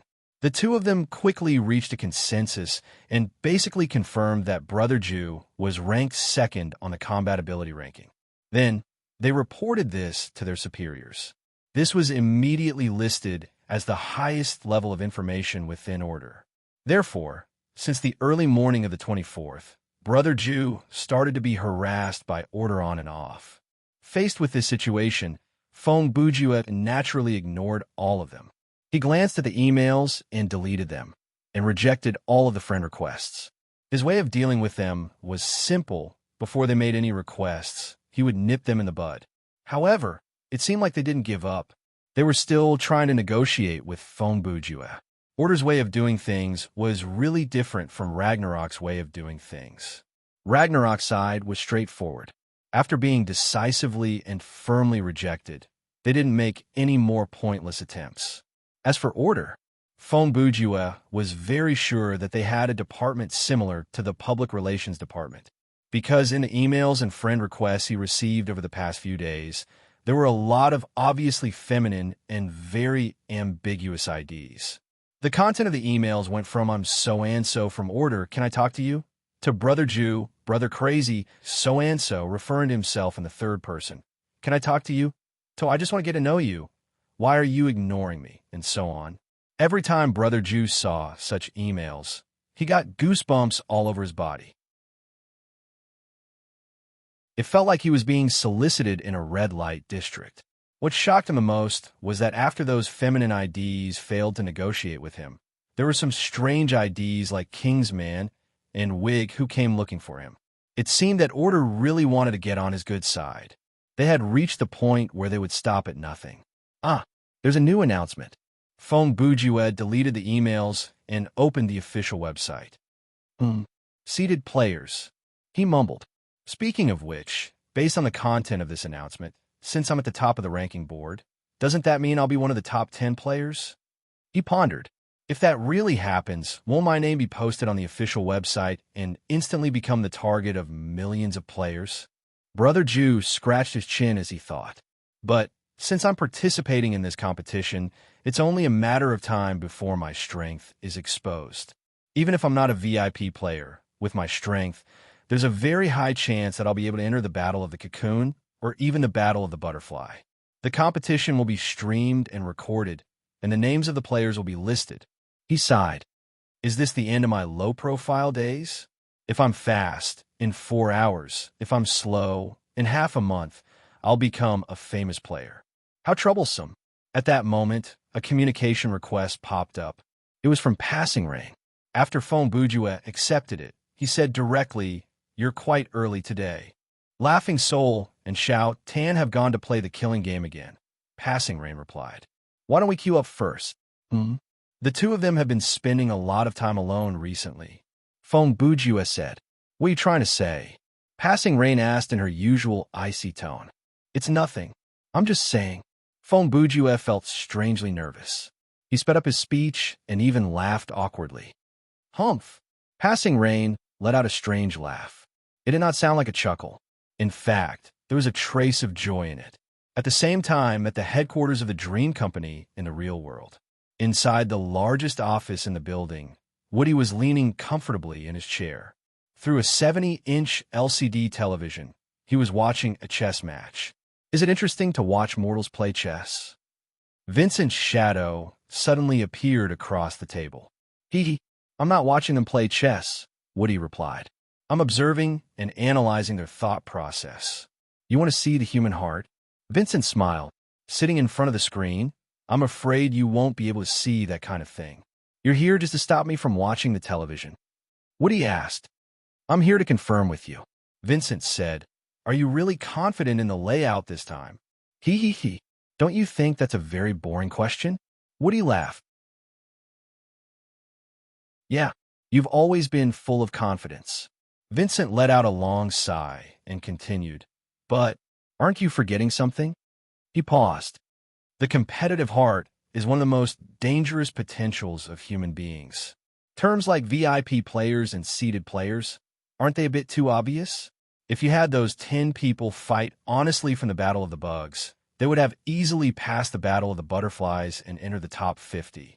But now, you're using this method to force them to fight the Battle of the Butterflies. That might lead to accidents. No.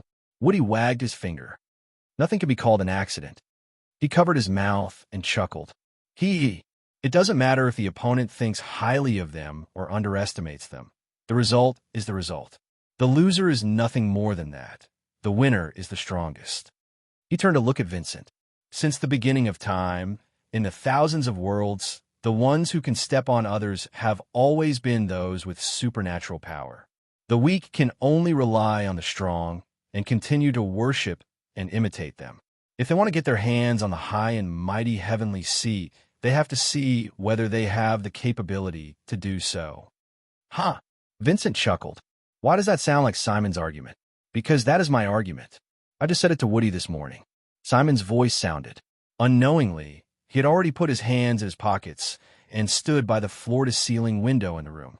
With a solemn expression, he looked at the bustling night view of the city outside the window and said, Do you think, without my permission, that guy who is always he would dare to act rashly? I get it now. Vincent said, from the perspective of the judge, if those 10 people start from the Battle of the Bugs in a low-key manner, it will be unfair to the other players. So, instead of worrying about those unnecessary accidents, why don't you look forward to Origin's performance this time?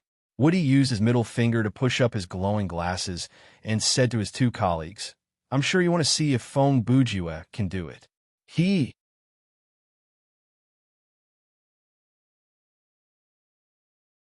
Chapter 415.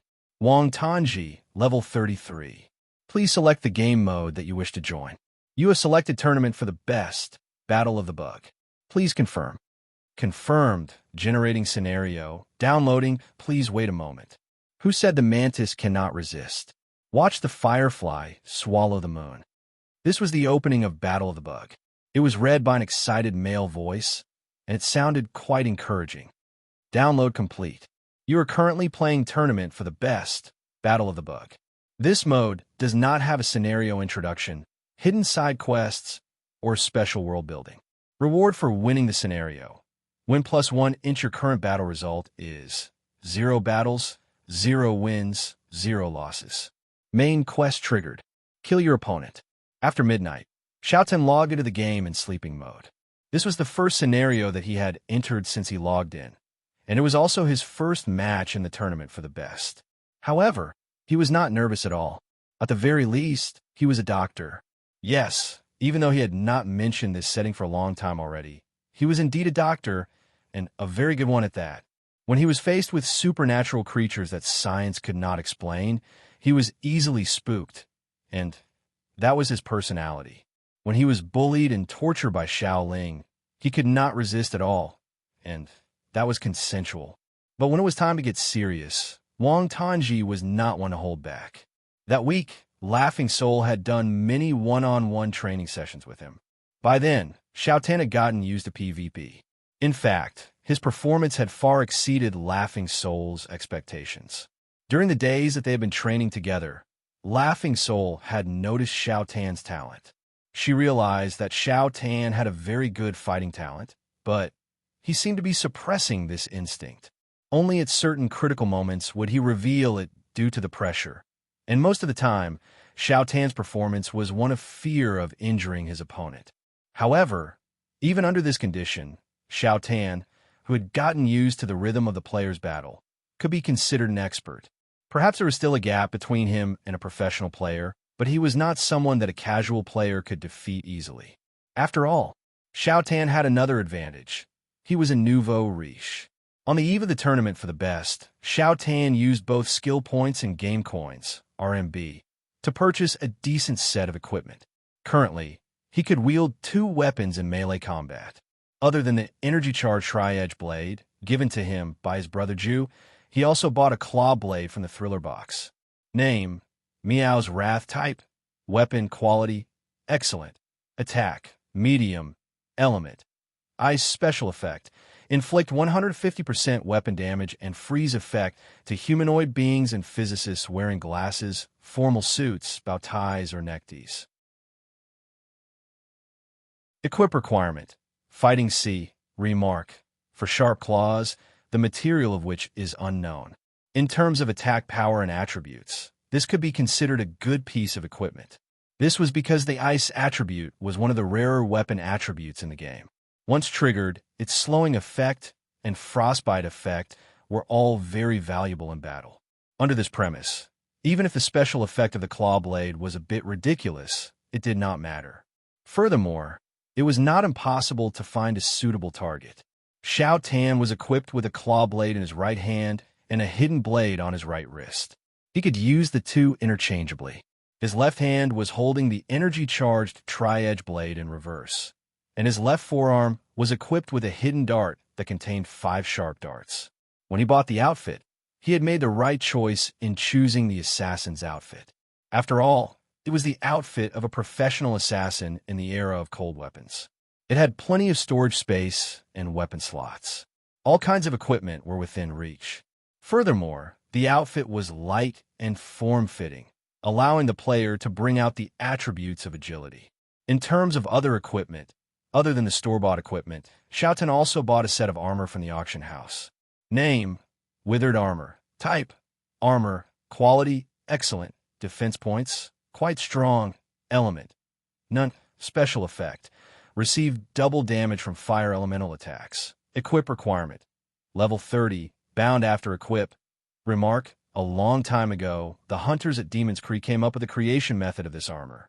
They cut the bark from the dead body of the Treant warriors and pulled out the vines that were soaked in the Demon's Creek. Combining the two, they created this extremely light and durable armor. Its only weakness is its fear of fire.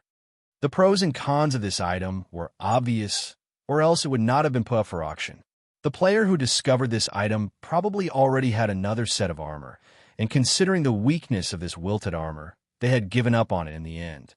Actually, as long as the opponent did not know that this item was afraid of fire, it was not bad to wear. Quite strong defense and lightweight were all attributes that Xiaotan needed. Taking a look at his skills, his title, Whirlwind Nightmare, had not changed. Naturally, he still had all the skills that he had gained during the Toy War. During one of the lucky draws for clearing a scenario, Xiaotan was lucky enough to draw a very powerful skill. Different from a normal active skill like reverse spinning slash, this was a real ultimate skill. Name: Shadow Soul Chase Skill Card Property. Active, permanent skill type. Fighting effect, a skill that utilizes the power of dark speed. Convert the power of dark speed into energy and focus it on one hit to destroy the enemy. Can only be activated when using a melee weapon and moving. Consumption. 50% of maximum stamina points. Prerequisites. Fighting C. Sleuthing C. Remark. A skill commonly used by the legendary demon assassin, Dark Flash. Its unique dark speed energy has ended the lives of countless heroes in an unimaginable way. When this skill is activated, the damage will depend on the player's movement speed and the impact of the attack. It will not be lower than the damage of the weapon. Theoretically speaking, as long as the player could use some method to increase their speed to a certain degree, like surpassing the speed of sound, then it was not impossible to kill the boss in one hit. In conclusion, in the week before the start of this war, be it in terms of hard or soft power, Shao Tan had improved considerably. He was confident that he would be able to carve out a bloody path in the War of the Bugs and enter the top 3,000. But no one would have guessed who his first opponent would be.